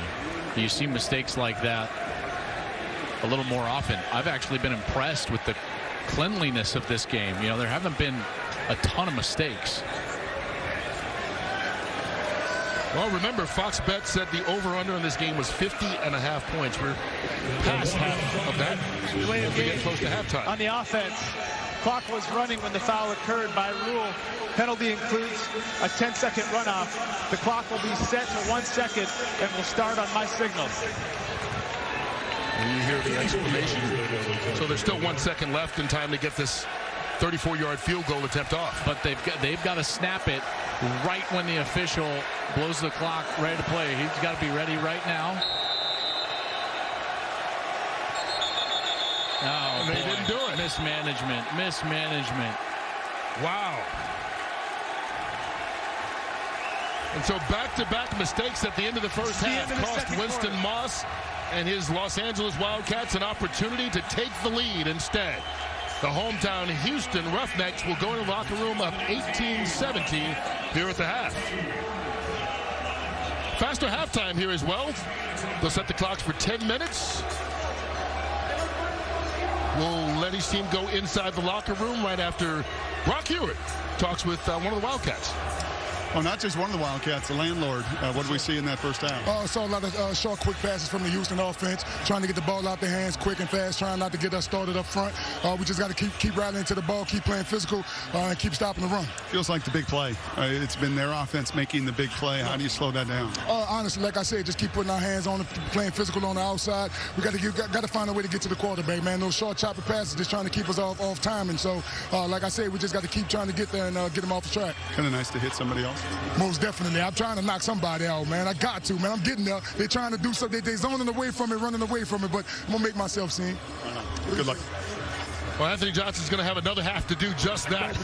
18-17 has been a good first half, despite what happened right there at the end. We'll come back with more highlights and analysis and get you all set for the second half. Don't go anywhere. There's another half of football in this XFL opener.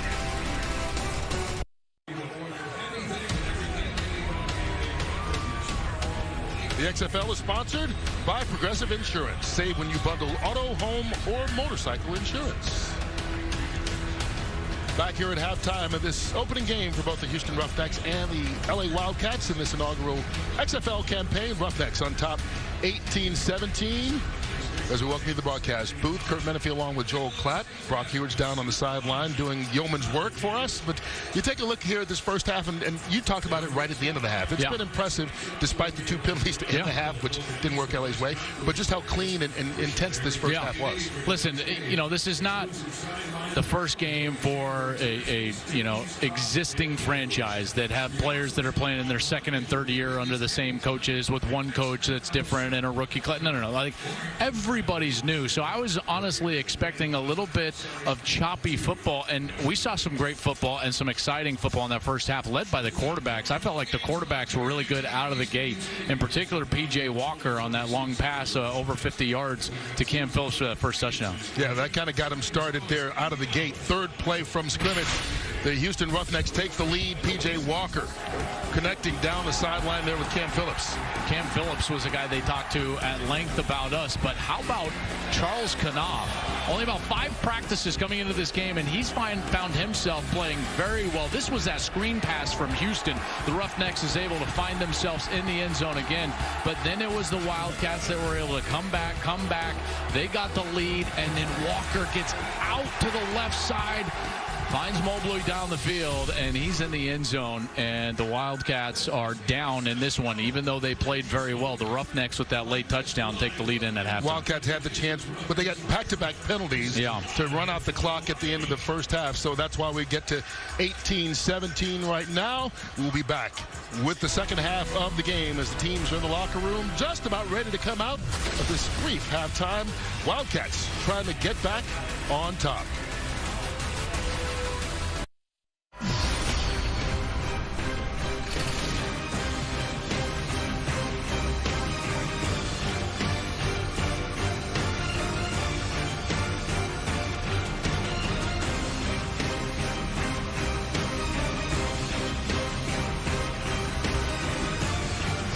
The progressive game flow. P.J. Walker, quarterback for the Houston Roughnecks, 3 first-half touchdown passes. One was set up by a beautiful connection with Sammy Coates, who's standing by with Brock Hewitt before the second-half kickoff. Sammy, you told us yesterday that some of these last couple of years have beat you up physically and mentally, but you're healthy now, and you just wanted to release it and play. What the first 30 minutes feel like? I feel like I left a lot on the field. You know, I got a lot more to show. I just got to finish a lot more plays than I did the first half, but it's coming, you know, the first game. Is it just playing through some of that contact? You haven't been hit, right? It hasn't been live. Is it playing through that contact? Yeah, one of the balls I had, and I let him hit it out because, you know, we haven't really been tackling, but that's not an excuse. I got to finish those plays. I'm a better player than that, but it's coming along good right now. What adjustments for this second half? What was made at halftime? I mean, just go out there and play our game and stop beating ourselves. We've been beating ourselves that first half, you know, missed a couple plays. We just got to finish the plays we got on the field. Appreciate it. Kurt? All right, thanks a lot, Brock. You know, you take a look at this, Joel, everybody's here for a reason. Yeah. And for Sammy Coates, we talked about being a third-round pick of the Pittsburgh Steelers and played okay his rookie year, but after that, just battled injuries, knee injuries, hand injuries, broken bones. And for him, this is the opportunity to show that he can physically stay healthy and withstand the pounding. Yeah, and also, you know, prove that he can play strong through the contact point and make those contested catches. You know, we've already seen that kind of play out here today already, but you're exactly right. Every single one of these guys has a story of why they are here, and all of them are trying to take advantage of this, whether it's a second, third, fourth, fifth opportunity to try to continue their football career. And that's why I love this league. These guys are out here for the love of football. You can feel it when you're around them. You can feel it from the coaching staffs. And we've seen some really quality execution so far tonight. I've been really impressed with these quarterbacks, some of the playmaking at wide receiver, and the hard hitting from the defenses. They have been flying around as well. Yeah, you talk about putting these teams together. I mean, 5 weeks ago, none of these teams, these guys didn't know one another. Exactly. You know, they came together here in Houston, had a training camp. All 8 teams were centered right here in Houston for the month of January for their camp, and that's really when you got to know your teammates and put your offense and defense installed in and learn the coaching staff and everything. Yeah. So it's really impressive. Yeah, and you know what happens is you focus so much on just getting onto the field, base offense and so much and so forth. You lose those situational things, which is, I think, why you saw the Wildcats struggle there right at the end of the first half of the clock. When they have the ball to start the second half, Kermit Whitfield hit by Ty Schwab in a big fashion, but it will give Charles Knopf and this Wildcat offense the first stab here in the third quarter. All right, Brock, if I'm Charles Knopf, I walk in at halftime and I say, guys, we are killing them over the middle. Let's continue to hammer them if they're in zone with our slot receivers. So many times that was Nelson Spruce there in the first half. Spruce, 8 catches, 93 yards, number 11. Yeah, he's been on fire. And Brock, I wonder what the Roughnecks will do zone versus man here. Yeah, I think you're going to see a mix. If I'm Charles as well, I'm telling myself at halftime, just calm down a little bit. Don't blame, don't point fingers, take the responsibility on your shoulders. Here's Elijah Hood. A couple yards on the run, but they lined up with 2 running backs for the first time today, as we saw Larry Rose go out into a pass pattern. But we hadn't seen that all day. No, we hadn't seen that yet. And it should be noted that Winston Dimmel is on this roster, not active tonight. He's been banged up. Winston Dimmel is a fullback. Played for a long time at Kansas State before going to North Texas in his college career. And Norm wanted to play some 2-back offense with a fullback. Hasn't been able to do that tonight, but he's trying to manufacture that here early in the third. Here's Elijah Hood. making himself skinny, as they like to say. Flags down on the play, but found a way to turn sideways, get through that hole out near the first down marker, but it may be coming back. Holding. Offense number 70. 10-yard penalty. It's second down. He does have the best mouthpiece so far. Yes, there's no doubt about that. The hold was there on Khalil McKenzie. He's the son of former NFL linebacker, current senior personnel executive for Miami, Reggie McKenzie. He was a defensive tackle in college, and now in professional football has made the switch over to offense. He's been on a practice squad a couple of times in the NFL, and now here in the XFL learning this position. Here's Knopf on second and long, lofting it up. Jordan Smallwood got lit up on the sideline. No flags on the play. Marqueston Huff delivered the big hit. Yeah, and that was an awkward play because Smallwood had a chance as the ball goes through the corner's hand there, and then the hit comes in late, and Huff goes in and maybe even went a little bit high. Be interested to see. Remember, they stopped play earlier for a player safety issue to evaluate what was happening on a hit there. And Marqueston Huff came in laying the wood. 3rd and 16.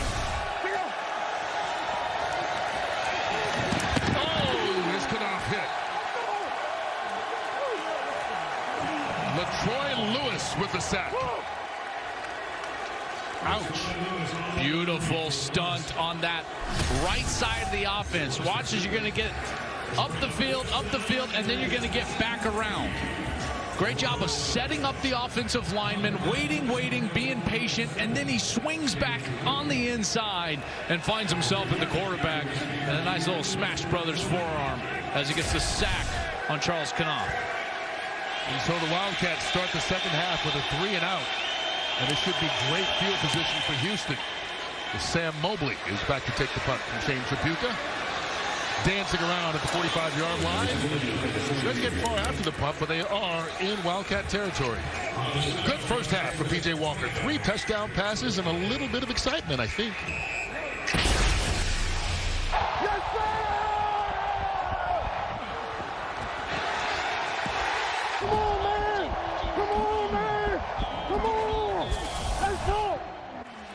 When you're throwing like that, you can have fun. That's right. That's right. And he has had some big plays, finding his wide receivers open down the field.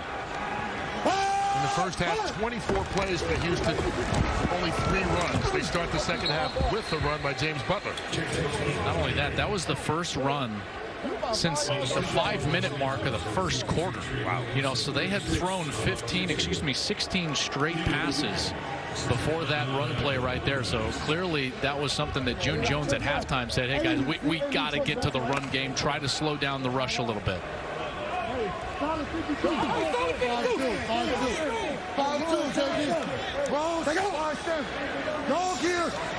hear Walker barking instructions. Under pressure, escapes. On the run, first down.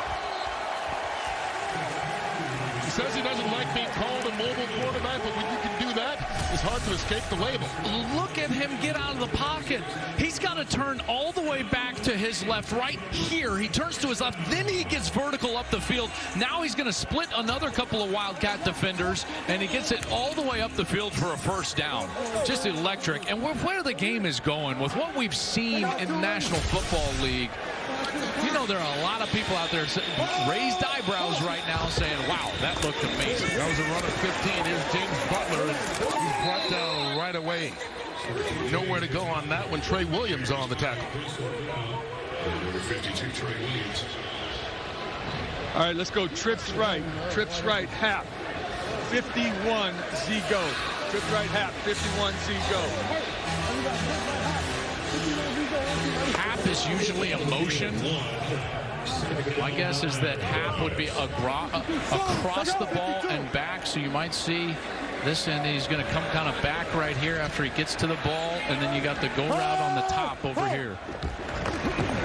Walker looking right, throwing down deep, and I think everybody was confused. Cam Phillips, the nearest receiver there, but his route was a lot shorter than that pass was. Why would he not throw the flat? He's wide ass open. All right, let's go. Trips right. Trips right. 81. X&Z 9, divide special. Divide special. Under 10 seconds now on the play clock. Houston 0 for 4 today on third down conversions. Play clock at 1. They get it off. Over the middle. Nick Holley goes up, pulls it in. First and goal. That throw was unbelievable. That's one of the toughest throws in football. Over the linebacker, between the safeties, and Holley goes up with no fear whatsoever and hauls that one in. That was absolutely tremendous. On time, on rhythm, beautiful trajectory, kind of layers that ball over the defense and sets up a first and goal. 29 yards on the pass. Walker, who has 3 touchdowns in the game so far, hands it off. James Butler stopped behind the line of scrimmage. Looks like a loss of about a yard on the play. 4 wide, 4 wide. Let's go trips, hum to trips right, 51, Z go. Hum to trips right, 51, Z go. Read it, 33. Hum is the motion. Holley's going to be in motion right near across the ball. He's going to hum in motion right over here, and then he's asking him to read that defense. You see him looking in the backfield. Walker looking that way open is Khalil Lewis, and it's the 4th touchdown pass of the game for P.J. Walker.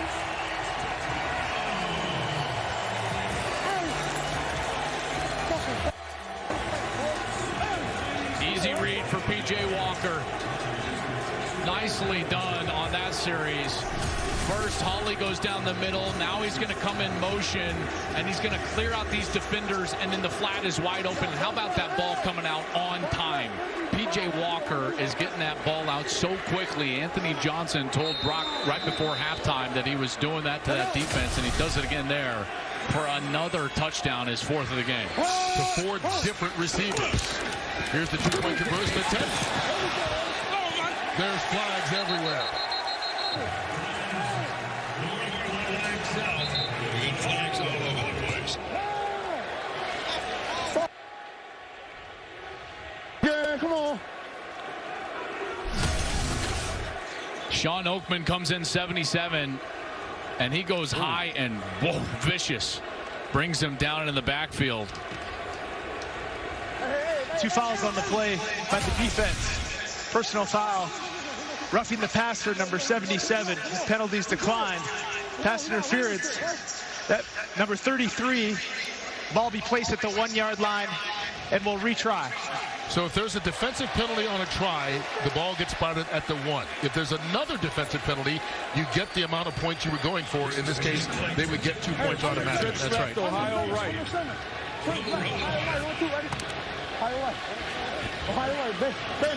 So now this is a 2-point conversion from the 1-yard line.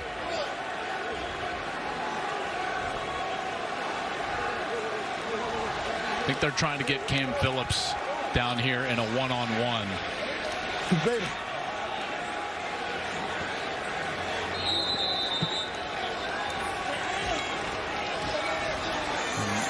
LA knows it. Look right here, you got the safety. He's trying to inch out right now. Walker on the keeper gets it. Largest lead for either team. Houston now up by 9. That's a great play call. That is a great play call. Because Cam Phillips was drawing that safety out that I circled, there was a huge amount of room on that right side, and he's able to just go in easily for a touchdown.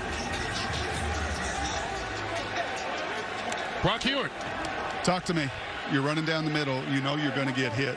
What's going through this mind? Well, I'm not too worried about who's hitting me, who's not. I see the ball, I go get the ball. I told PJ, just throw it up, or whenever y'all have an opportunity, it's me or nobody. I know, from future or past experience from being a quarterback, I know it's awesome to have a receiver that's going to go get it no matter what. So that's three torn ACLs and a broken back. Why are you here? I love football. For the love of the game, opportunity. Vince McMahon's blessed me with a chance to further my career, and I couldn't be happier to be here. I love the grit. Keep it up. Thanks. Great catch by Nick Holley. Helped set up the 4th touchdown pass of the day. There's the catch. And P.J. Walker makes it pay. Walker's having a day. When I eat you up,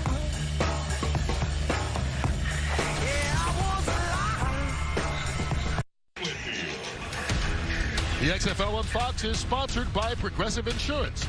Save when you bundle auto, home, or motorcycle insurance. It is a gorgeous night. Whole family having fun here, especially if you're a Houston Roughnecks fan, because your hometown team is up 26-17 in this first game of the XFL campaign. And kicking off, Kermit Whitfield for Los Angeles. Through a hole. Out across the 30. And so Whitfield will set up pretty decent field position for the Wildcats. Hang on here, don't show the formation. See what Knopf can do with it. Hear them say, don't show the formation. That's smart. Just hang back in kind of a muddle huddle. Don't show them anything until you have to. What do they need to do to get back on track here? 3 and out to start the second half. Well, you know, they did a great job of keeping them off balance. They had those little reverses. They were able to run the football, throw it inside. Then they were able to get a couple of plays on the outside. I think they've got to get back to that versatility. Nice draw right there. And that's DeJuan Harris, the former Green Bay Packer, with his first carry of the night. You know, Fox Bet had this game at 5.5 points. Houston was the favorite. They're up by 9 right now. But keep in mind that in the XFL, 9-point lead is just one possession. That's right. Because you can get a touchdown and go for 3 points. That's right. That's what, I mean, there's several things that I really love already about this league and this game and the pacing. And that one possession being 9 points is one. Knopf out to Spruce. Right near that marker. Looks like he got it first down. I tell you what, man, their connection is something else. Before that attempt right there, when targeting Spruce, Knopf was 8 for 9 for 93 yards. Now he's going to be 9 for 10 for over 100. Spruce has done a great job becoming that outlet over the middle, exploiting that zone defense.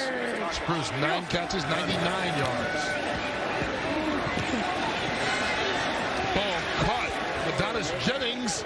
That ball. Oh, no one signaled him down yet.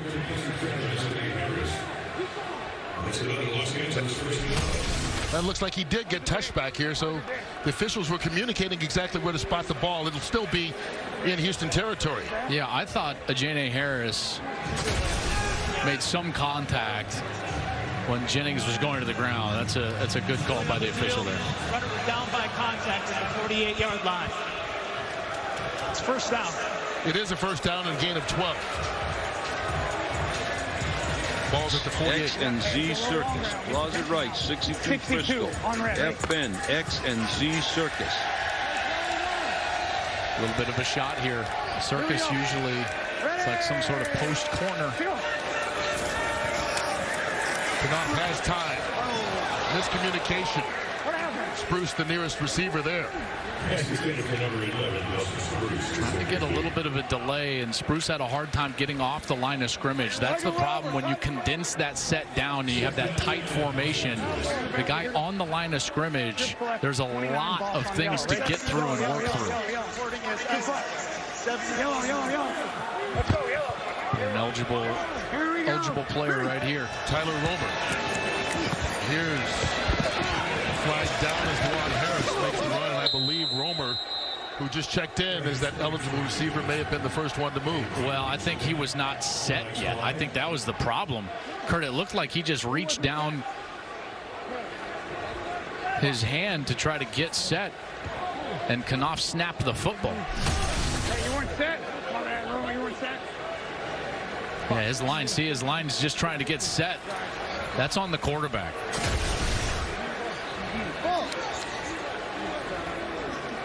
Those are those game management things that we always talk about with quarterbacks. False start. Offense, number 72. 5-yard penalty. It's still first down. They called it on Storm Norton. There were a couple of guys who weren't set. Yeah. Brock, what you got? You know, it's interesting with the mic open here with the quarterback. The number of times, what happened? What happened? Did the ball get tipped? What did I see? Joel, I think this is a really cool window into playing the position and how you got to just let it go at times, sight unseen. Yep. Thank you. Here we go. Ready. Go. Off on first down, little screen pass. That didn't work. Blown up by Kashawn Lyons. What is the play call on 3rd and forever? Out. Boy. Dual right. 62 Utah. Out. Boy.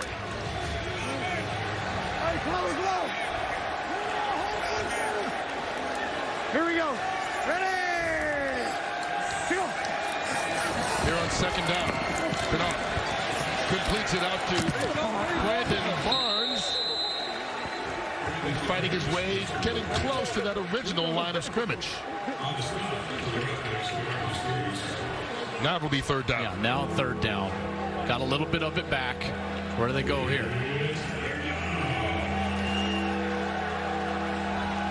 Hey, a cue. Are you in that spot where it's going to be 4 downs regardless because probably if you kick in the end zone? That's right, but a lot of it depends on this down right here, and Norm Chow needs to know if he's got 4 downs to get it. If so, he might throw it a little short of the sticks like that right there. And they connect. Looks like they're going to be half a yard short. Jordan Smallwood with the catch.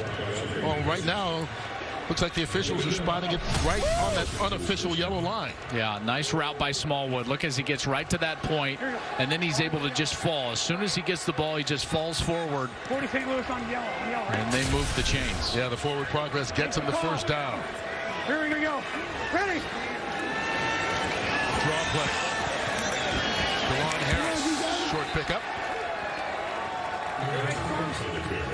Drew Lewis with the tackle. 4 wide receivers. Train right. 62 Frisco. Y over F bend. 62. Look for the guy down the middle, Chad. 62 Frisco. Y over F bend. Here we go. Ready. Go. Here's Knapp under pressure. Rolling to his right. He had him. Blackwell was open, but he couldn't make the connection.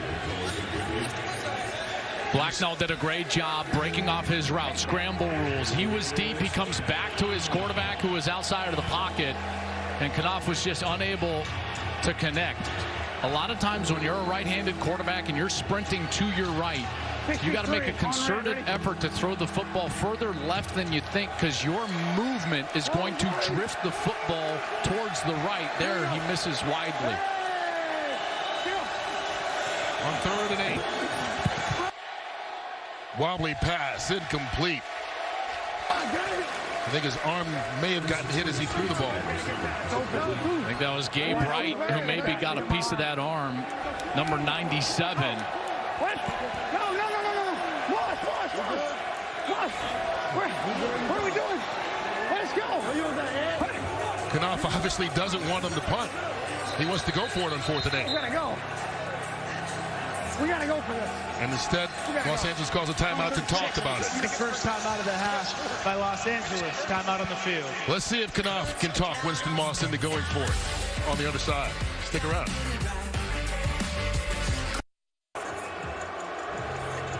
You're hoping to pin him. People down 9. Your call. I understand. I was pleading my case. The lawyer. He's got to protect. I had a first down the last play. Well, if he's a lawyer, he's won his case because they're going for it. He's going on for 4th and 8. This is where the strategy of the XFL comes in. Well, and I think that they're exactly right here. Is because if they punt the football and it goes into the end zone or out of bounds, it comes out to the 35. It's a 1-yard punt. This is the right decision to go for it here. So Winston Moss, after the timeout, is now going to let his offense go for it. And another thing Charles Knopf was saying is, hey, I need a half a second more in the pocket. He feels like he's got something on this defense. And he also needs to get it to the 28-yard line. He's got the time.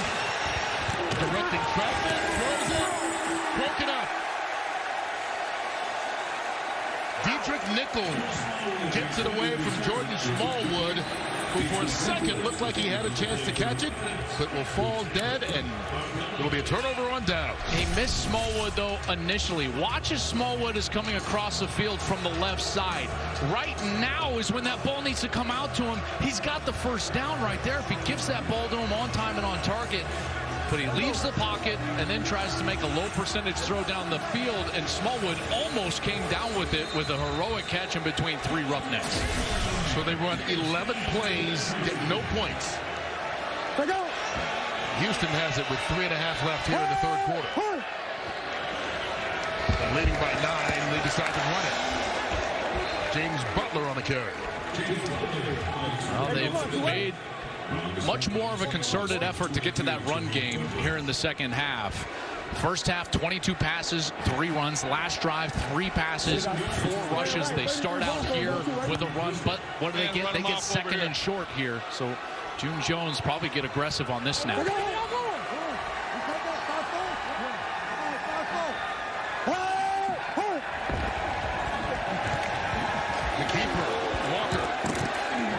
Hit, but he gets the first down. Out to midfield. That's where he took a shot earlier. And we saw them taking a look at him in between plays, but he seems to be okay right now. 880 Aloha. We got trips left up. 880 Aloha on 2, ready? I'm going to hold it a little bit.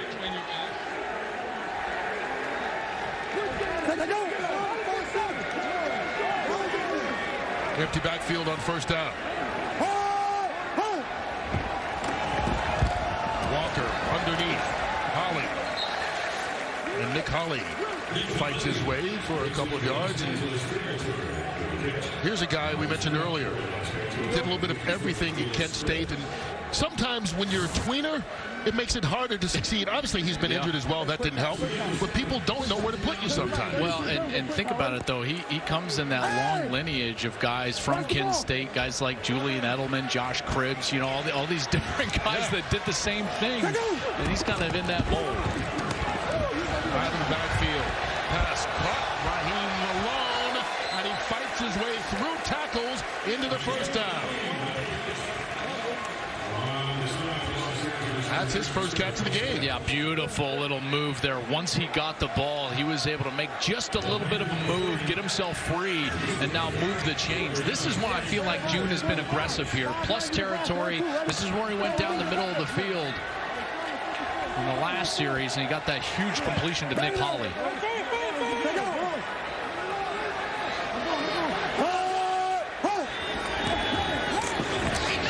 Walker underneath. Even with the flag, he connects with Cam Phillips. Jalen Dunlap was holding onto that jersey for dear life. He couldn't stop the connection from working. Love Cam Phillips. Well, he runs routes with a sense of urgency. Catch for a first down. Okay. And you can see Dunlap on the Dunlap field grab was a it. catch for a first down prior to the pass. Holding. Defense number 28. This penalty is declined, and the result of the play is a first down. Yeah, they meant number 20 because number 28 is not even active for the Wildcats today. But we saw it was Jalen Dunlap. Didn't matter. They take the catch. Yeah. So another first down now at the 30-yard line. Inside of a minute left in this third quarter. Walker zips that one incomplete. Right into and out of the chest of Sammy Coates. Those are the things Sammy's got to work on. He clearly has an NFL body, speed, all of those things, and it's just the consistency catching the football. And we've seen that hurt him tonight so far. Jamaica, 880 Jamaica. Hey, we got trips left up. 880 Jamaica. 1, 2, right here. A little closer. Let's go a little closer to him, Blake.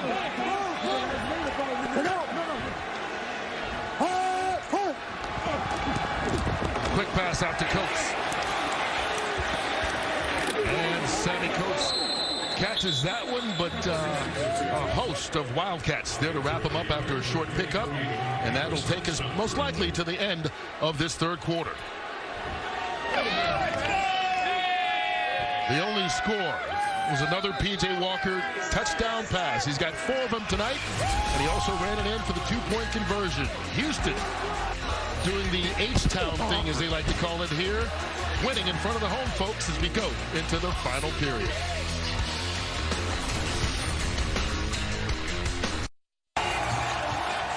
It has been a fun opener so far. First game of the XFL season for Los Angeles and Houston. The hometown Roughnecks on top 26-17 going into the fourth quarter. Kurt Menefee along with Joel Klatt. Brock Hewitt down on the sideline. And Director of Officiating Dean Blandino joining us as well in case we have any questions. So far it's been a fairly clean game, at least the way it's been officiated. Right now, Houston with a 9-point lead. And keep in mind here in the XFL, if you're just joining us, you can score a touchdown and go for either 1, 2, or 3-point conversion. So a 9-point lead's only a 1-possession lead here as we start the fourth quarter. 8th play of this drive is P.J. Walker. On the sideline, can't hook up with Cam Phillips. Brock Hewitt finds himself a football. You can't resist it, can you, Brock? You're just finding the action. What do they like to say? The ball just finds you. That's right. Nice job. Yeah, it looked like actually he had that route right away, right? These decisions are so instantaneous in both these systems. He held it, just couldn't get that third down conversion. All right, Sergio Castillo comes on to attempt one from 44 yards away, and P.J. Walker kind of flexing his lower leg there. Yeah, he got up slowly. He kind of got dragged down, his feet under the tackler. Let's hope he's okay. Castillo puts it through. The lead is now 12.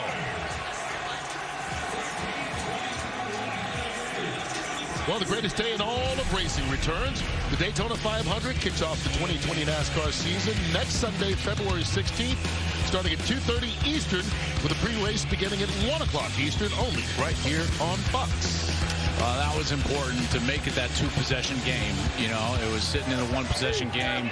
Sergio was able to hit that one through, and now the Roughnecks up by 2 possessions. And on the other side, LA has found some success, and they've had pockets of really solid, good play.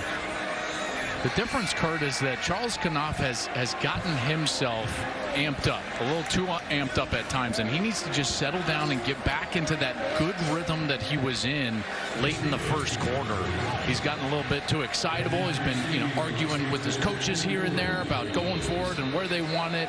As a quarterback, sometimes you just got to go out there and just execute your plan. Don't worry about everything else. If you can get back into that rhythm, I imagine they would have some success on this series. Here's Larry Rose with the kick return. Out to about the 30. Skycam tonight brought to you by Roman. 14-17 left to go on the clock. Knopf will try to get going. He is 1 for his last 7 passing. You're talking about just has to find a way to settle down. Well, and listen, it's happened to all of us here, and they're going to go with a different quarterback now. Okay, here we go. Jalen McClendon now.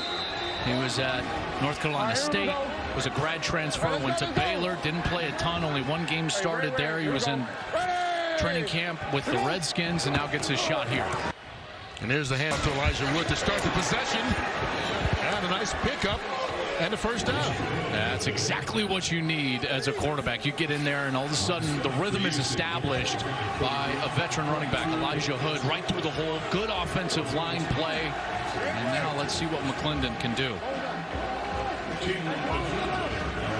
Started off first 3 years at North Carolina State.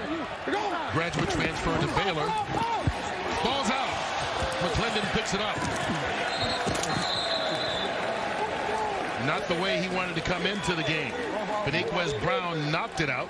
Elijah Hood was the running back who started this play. Looked like they were trying to just execute a zone read, and it looked like he wanted to keep that ball, and Hood kind of clamps down on it. You are responsible as a quarterback for that mesh point. You've got to make the decision, either pull that ball out decisively or let that running back take it. First pass from McClendon, incomplete in the direction of Barnes.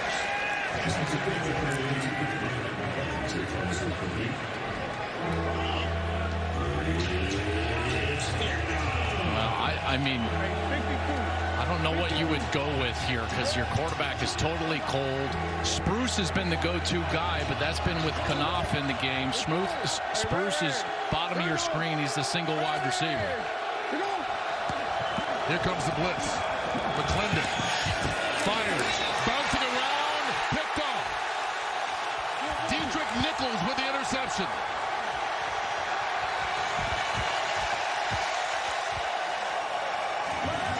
Change of quarterbacks doesn't change the result. Little tip drill out there.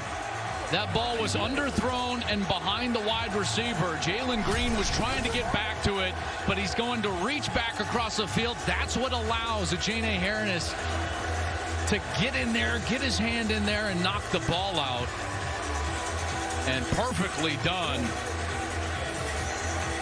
Tipped up, little tip drill. Nichols is there, and the beneficiary picks it off, and the Roughnecks are back in business. They take over at the 42-yard line after the interception. Third turnover by the Wildcats tonight. Here's P.J. Walker. Quick pass. Raheem Malone. And it's hard to go back and go at the end of the first half. Los Angeles was lining up for a 29-yard field goal attempt to take the lead going into the locker room. They get a penalty, then they let the time run out after the penalty, so they wind up with no points. They come out 3 and out to start this third quarter, and it's just gone downhill from there, if you will. It really has, and they've played a little out of sorts and gotten a little too excited. You know, remember Sergio Castillo kicked that kickoff out of bounds, and that gave the Wildcats the ball at the plus 45 at the end of that first half, and they were unable to get points because of the mismanagement of the clock. Quick pass out to Malone, first down, Roughnecks. And on the flip side, P.J. Walker's done just about everything right. With a calm, cool, collected play caller. 4 touchdown passes. He's also run one in for a 2-point conversion, but he just seems in command of this offense. He sure does. Showed off his ability to elude, escape, create. His great arm down the field, great decision making and timing. Here's the pressure, lofting it up. Hand fighting along the sidelines. Sammy Coates going back and forth with Arion Springs, no flags. Yeah, great play by Springs. Again, squeezing Coates over to the sideline, and again takes a shot, and it's again Sean Oakman who gets in there with the pressure. There's a Wildcat player injured on the field. Injury timeout.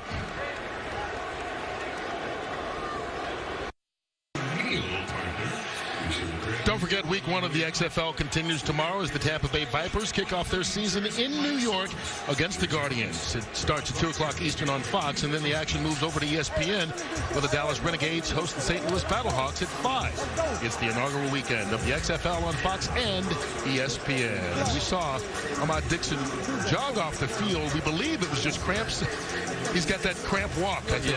Yeah, he does. And should be noted, you know, that it's decently warm here, and these players have not played a live game in quite some time. Some of them in multiple years, right? You know, and this is why they're here, is to get these game reps. So we'll see how they hold up here in the next 11:33. Yeah, this LA defense has been on the field for 59 plays so far. He wasn't out all of them, obviously on all of them, but still the majority of them.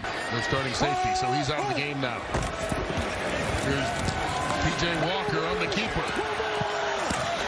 Went airborne, probably didn't need to because he's already out of bounds. Tried to leap over Jalen Dunlap. Well, this defense, like you said, they've been out there a long time. That's Pepper Johnson, the defensive coordinator for this Wildcats defense. 13 years as an NFL linebacker. He's got 5 Super Bowl rings. 2 as a player when he played for Bill Parcells and the New York Giants. 3 as an assistant coach with Bill Belichick and the New England Patriots. It was their first 3 rings that they got there. So a wealth of experience for this Wildcats defense from their coordinator. And he needs his defense to get a stop here. 3rd and short. Walker zips that one, and it's caught by Khalil Lewis. 1st and goal for Houston, and another big conversion made by their quarterback. And he manipulated the pocket very well in order to get back to the backside. June Jones has a player for him at quarterback, and again, on time, player breaks, ball's out. On target, Khalil Lewis has some speed, and he's able to create space for an easy completion. Okay. Gain of 18 to the 4-yard line. Walker already with 4 touchdown passes.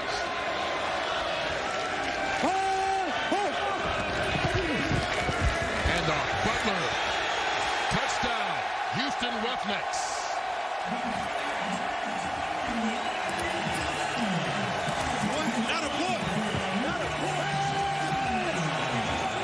Well, the Houston fans love it. Roughneck fans and all of you that took the over on Fox Bet love it as well.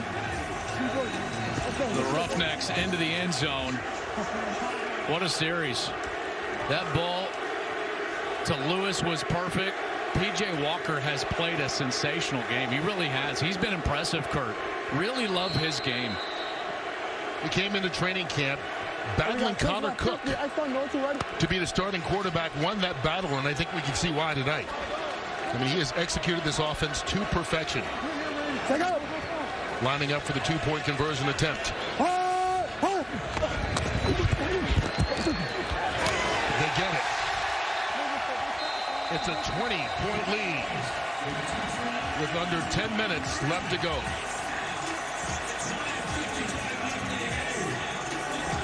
Beautiful job from PJ's feet. This is something that he's been working on. A little soft roll to the left. He delivers it. And he gets the 2.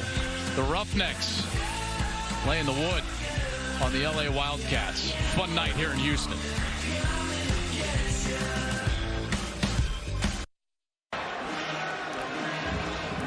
Well, at one point in the second quarter, the Houston Roughnecks were down 17-12. They put up 25 unanswered. And now we've got a nice 20-point cushion. Inside 10 minutes left here. Larry Rose. Oh, big helmet-to-helmet hit. Jeremiah Johnson doing it. There are no penalty markers down right now. But they could have thrown it there if they wanted to.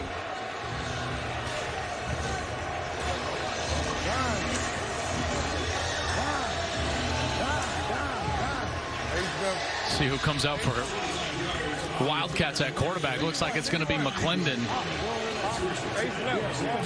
Last series was his first. He threw an interception.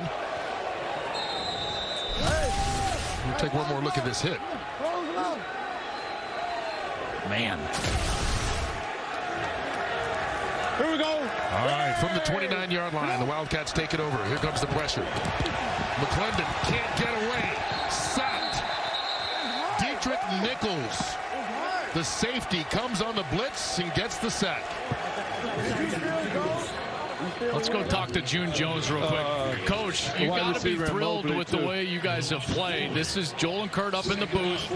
You got to be thrilled. You were down 17-12, and you guys have played so well since the middle of that second quarter. Well, you know, it's kind of frustrating. You know, we drop balls, we missed open guys, and you know, we're still in the game at halftime. The real difference has been we've gotten the 3 turnovers, and if we had scored points on those drives, I think I would be still worried at 9-10 here. Talk about the play of your quarterback, because to us at least it looks like P.J. Walker's done very little wrong tonight. Yeah, no, he's you know, he's played well. He's seeing it. He's seeing it, doing good. And you know, I knew that he was going to make some plays on the scramble part. You don't get a chance to see that in practice, but I watched it. He did it against me at SMU. Good luck here. The rest of the game, we'll let you get back to coaching. All right, thanks, guys. All right, thank you very much, June Jones, the head coach of the Houston Roughnecks, are up by 20 points right now, and Edmund Robinson and his defense trying to get a stop here. They've done well so far. Coach was referring to his time at SMU when he had to play P.J. Walker when P.J. was at Temple playing for Matt Rule before Matt Rule went to Baylor and then subsequently went to the Carolina Panthers. It should be noted that P.J. Walker is the Temple career wins record holder as a quarterback there for the Temple Owls, and they had so much success. He's the school's winningest QB.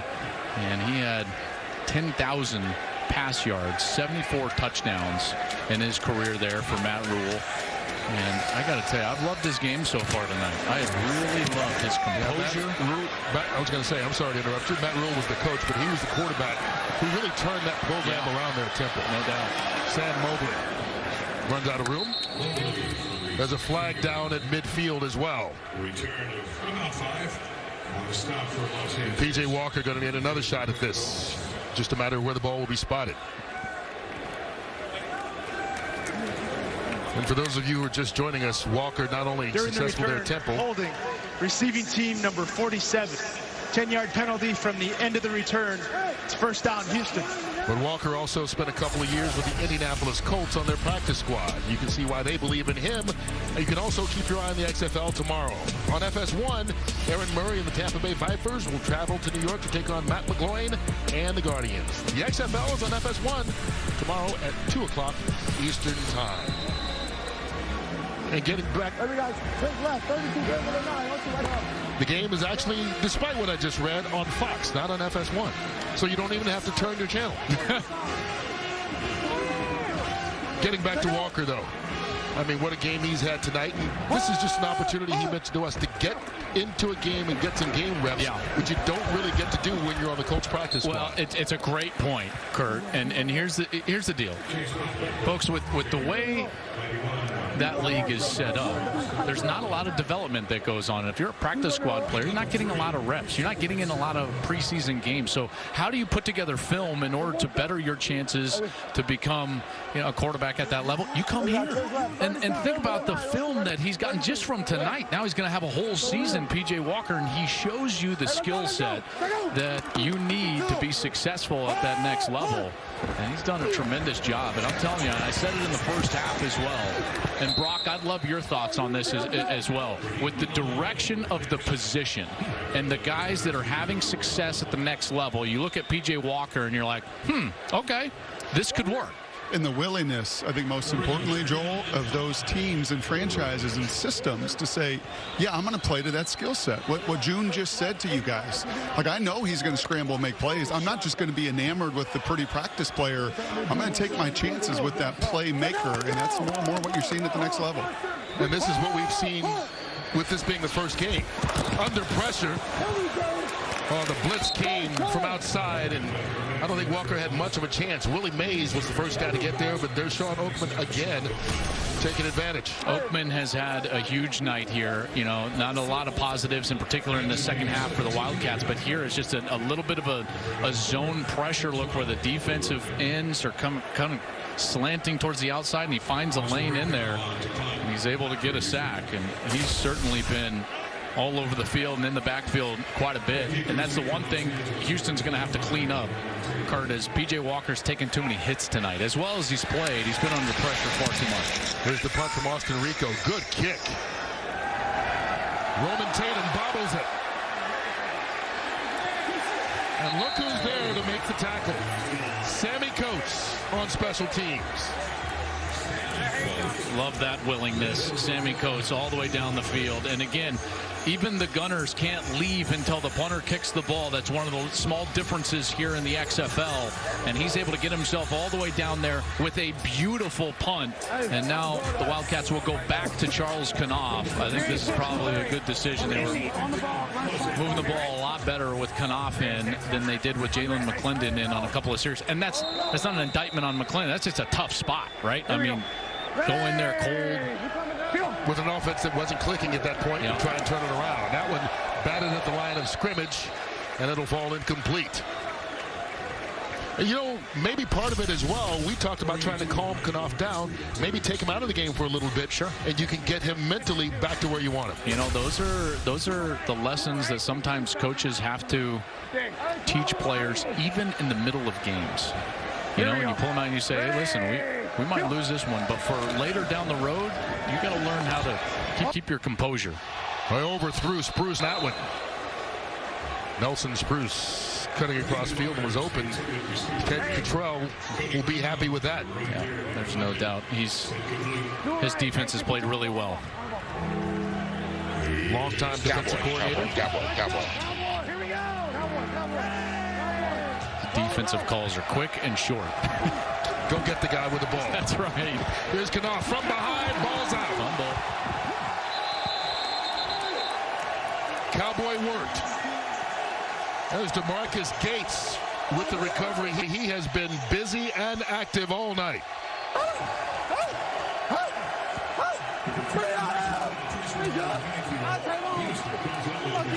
Is that Drew Lewis that was in there causing the fumble? LaTroy Lewis. Boy, great rush by LaTroy Lewis. They're getting the snapshot there in the end zone, rightly so. Since that middle of the second quarter, this defense has been great, in particular the pass rush. There he is. LaTroy Lewis knocks the ball out. And there's several Roughnecks ready to go. And Gates, who's had a big night, is able to get the recovery. And another turnover for the Wildcats. 4 on this evening. And with under 5 minutes left, this defense can close because it's up to the offense to just kind of shut it out from here on. Sidearm pass by Walker. A short gain by Cam Phillips, but is Walker showing he can do anything from any angle? Yep. And you got to, in particular when you're his height. You know, Walker's not the tallest guy out there. He's listed, I've got him at 5'11", and obviously that's not very tall. And in order to be successful at that height, you've got to be able to throw from any arm angle. You can't just be, you've got to be athletic. You've got to be able to dip down. You've got to find the windows to throw the football. And he just showed you that ability there. Zips that one across the middle. Nick Holly. Going to be just shy of the first.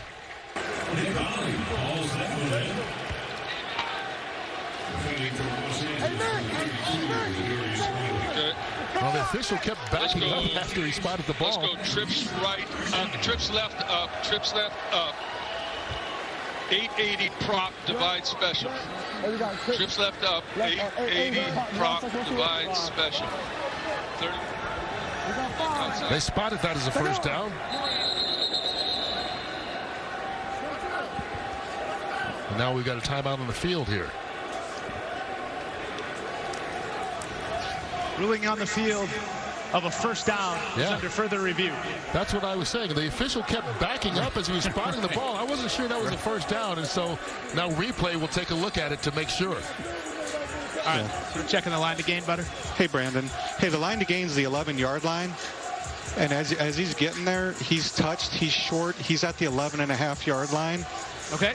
The clock is at 4:18 when he's touched, when he's contacted at the 11.5. So it's going to bring up 3rd and 1. So we're going to go 3rd and 1 at the 11.5. 11.5, and we're going to the spot 3.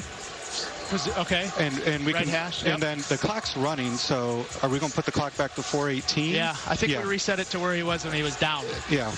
We got okay. So we're good. So it's anything else? No, that's good. Thanks, man. You bet. Appreciate it. All right, once again, that's the replay review official, Mark Butterworth. After reviewing the play, when the runner was down by contact, the football was short of the line to gain. It'll be 3rd and 1. The clock will be reset to 4 minutes, 18 seconds. So they'll back it up and put more time on the clock.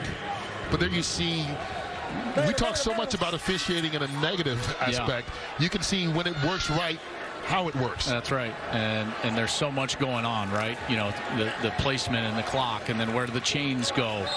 And what's the clock doing? And they wind the clock here, so now it's running. There's a lot going on. But they went back and got it right, so it's 3rd and 1. Walker towards the end zone, picked off. First turnover of the night for Houston. Ladarius Wiley flips it back. Arion Springs finally winds up with it, but this is what this Wildcat defense needed, a turnover. They needed it in a big way, and this is the first huge mistake that P.J. Walker has really made. As he's looking into the end zone, what you're going to see is that the safety just baits him into this throw. The safety kind of comes over from that side. Now he's going to slide over, and he's just right in the lane. Walker never sees him from that backside, and it's an easy pick. That's a terrific job there by Ladarius Wiley of just sliding over. Former Vanderbilt player, 32 games at Vandy, so he's a veteran. He's been on the field, and he understands that nuance, and he's able to get a pick here in his first game in the XFL. And they certainly needed this, down by 20. Look, clock not in their favor, but with the scoring in this league and the clock rules, once you get inside 2 minutes, there's still an opportunity here. Yeah, listen, I mean, you can get, they need 3 possessions. You can get it here with 3:59, but they're going to have to get down the field quickly, and it's going to be difficult with that pass rush and how well they've been able to rush the passer here in the last few series. Charles Knopf out to Nelson Spruce. Let's go, let's go, let's go. And Spruce with the catch goes over the 100-yard mark. 63. First receiver in XFL history to go over 100 yards. How about that? There we go. A bright spot for the Wildcats here. Got to get down the field. Overthrows him this time. You know, at some point, Brock, I'd love your thoughts on this as well. You know, in this situation, you know you need 3 possessions. You got to get the ball down the field. You can't be throwing these over routes. Yeah, there's no question, but the challenge, and you've seen this for the last 2 quarters, is this front for Houston that we talked about that we knew would be really tough to block. Oh, that one almost picked off, thrown short. Ajane Harris on the pass intended for Jalen Green. And it looks like a little miscommunication, right? You know, it looks like he's trying to stop and maybe have a break route. Knopf thinks it's just going to be a regular slant, and he's bringing him across the field. And now they're in a position where they've got to go for it here on 4th down. 63. Get off the field. 63, stop, get out. 62, hey, 63, where are you going? Here we go. Needing the 47. Knopf runs it, gets the first down, keeps the drive going, but probably should have slid. As long as he stands up, he's allowed to be hit, and Cody Brown does just that. Wow, takes a huge shot there. Great decision, getting himself up in the pocket, takes off for the first down. Got to get down and slide and not take that vicious hit there in the middle of the field. Oof. Tell you what, man, these defenders, you can tell that they have not been able to tackle anybody for a long time because they have come out here and played physical and fast. Seen Cody Brown several times tonight, Kurt. Play clock down to 2.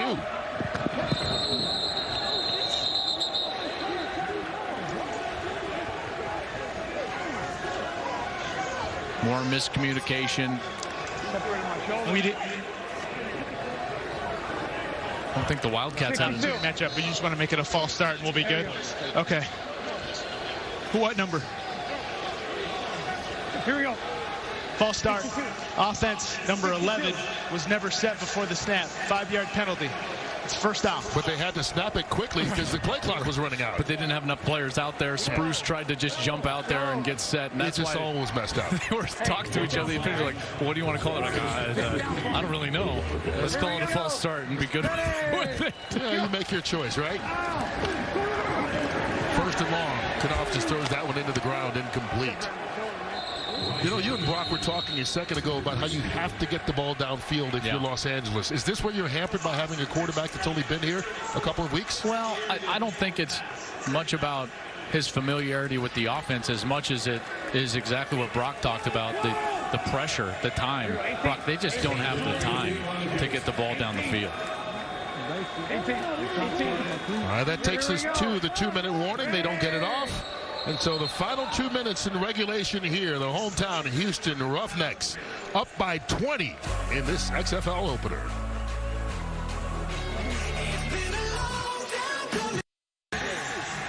LA Wildcat quarterback Charles Knopf is in the tent. They've left it open so we can see they're working on his left shoulder.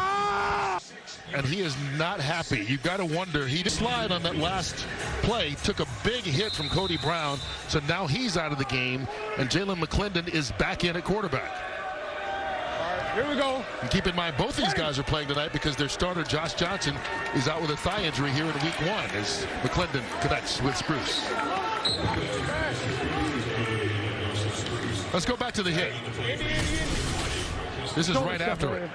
This? Yeah. Which one? My right. My right. I think I can throw, but I'm separated. I've done it before. You can hear him say he thinks he separated it. McClendon got away, goes down, and this defense continues to bring the pressure. Carl Bradford with the chase and tackle. Good speed on this defensive line. Nowhere to go with these quarterbacks because they've got to get the ball down the field as quickly as they can. Certainly not an ideal situation now inside of the 2-minute warning. Here's McClendon. No man's land. Incomplete. Yeah, this is tough, right? Because Josh Johnson is supposed to be your starting quarterback, takes a lot of the reps, then all of a sudden he's banged up. You're trying to get McClendon ready, then all of a sudden Knopf comes in a trade. I thought this was the biggest element of the game, right, is the fact that he only had 5 practices. They played really well in the kind of the middle section of the first quarter, second quarter, but then they were just unable to make adjustments. The rush started getting home on these quarterbacks, and the Wildcats kind of just, the rhythm fell out of their offense. Credit Houston, though. I thought that defensive line, as Brock has been talking about, had done a heck of a job tonight. And P.J. Walker has done to this Wildcat team kind of what he did to June Jones. You know, in that SMU Temple game, he had 385 total yards and 5 total touchdowns. Here's a handoff to James Butler, and I think that June Jones told us right after that game, you know, he's the opposing coach, obviously. He goes over to Walker because he was so impressed. He said, just keep doing what you're doing, young man. Strong left, 32, Denver. Strong left, 32, Denver. When I hear a play like that to me, 32 is a run. Denver, a D word, any Denver, like Dover, Denver, you know, something, probably a delay or a draw right here. I would think over the right side because to me, even numbers are on the right. They run it with the game clock winding down. They pick up a first down as we reach the 1-minute mark. They'll spot it. 5 seconds will run, and then the play clock or the game clock will start again. And here's a look at what the Roughnecks have on the schedule for the next 5 weeks. Remember, this is a 10-game season. So barring a miracle, they will start 1-0 as they have the St. Louis Battlehawks coming in here next week. So back-to-back home games. And if they keep playing like this, with the crowd they had tonight, this is going to be a tough place to play. Yeah, I was impressed with the crowd, the team, and you could tell that the fans, they really enjoyed it, you know, and they enjoyed the brand of football, in particular from their hometown team. And this has been fun. I got to tell you, this has been quite the experience and exceeded my expectations a bit. Certainly not what Winston Moss wanted to see from his Wildcats. They came out and they had the lead. They had a chance to retake it right before half, but things just tumbled. Got out of control from that point on. And you can see next week they take on the Dallas Renegades in their home opener. Houston calling a timeout with the play clock winding down.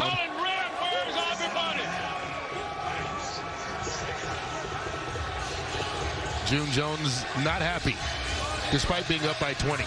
Just needs to. We got X and Z tight kneel down. Yep. Hey, I can call that play. I can decipher it. Brock, don't stop me. Joel, don't stop me. It's going to be a kneel down. There we go. Okay. I love it. That's fantastic. I've been around you guys long enough. I can pick up on this. That's good stuff. Oh, man. Well, everybody's favorite formation, if you're an offensive player, if you're a quarterback. And this week, if you're a Houston Roughneck fan, it's the kneel down. P.J. Walker, June Jones, and the Roughnecks will win their first game here in the XFL, 37-17 over the Los Angeles Wildcats. A great game for Walker. 272 yards, 4 touchdown passes. Ran for another 27. And he shows everybody why he beat out Connor Cook to be the starting quarterback for this team. He's standing by right now with Brock Hewitt. You told us yesterday, it's been a couple years since you got into play. The third string practice squad, you don't get a lot of reps. What were those reps like tonight? It was amazing just to get out here and fly around with live bullets, you know, to run around, make plays for my guys, and just have fun. What did you learn about this system, and what did you learn about your teammates tonight? We never out of it. We never out of it, and my teammates are tough. And it starts with me. I'm going to have to start being tougher and just keep playing. Yeah, you took some hits tonight. How do you feel? I feel great. Always feel better with a win. Absolutely. Congratulations. Thank you. I appreciate it. Yeah, this team was down 17-12 with less than 2 minutes in the second quarter. 25 straight, and that's how you win it. Congratulations to June Jones, the mini Gatorade dump. So good. Hey, a win's a win, right? That's right. Coney Ely doing the duty.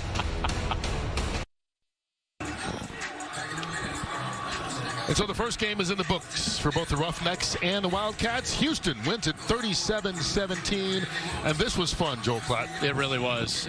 This was really good football, really exciting football. I can't wait for the rest of the season. As you see, Houston jumps out. They're 1-0. LA now drops to 0-1, and D.C. with that big win earlier today. Can't wait for tomorrow's game.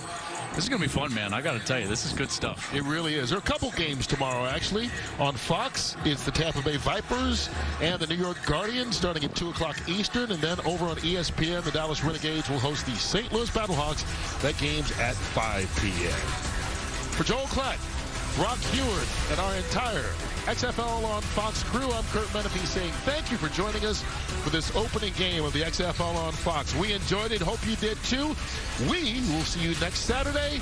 Another XFL game will be coming your way on Fox in, about 20 hours from now. 2 o'clock Eastern time on Sunday. Can't wait.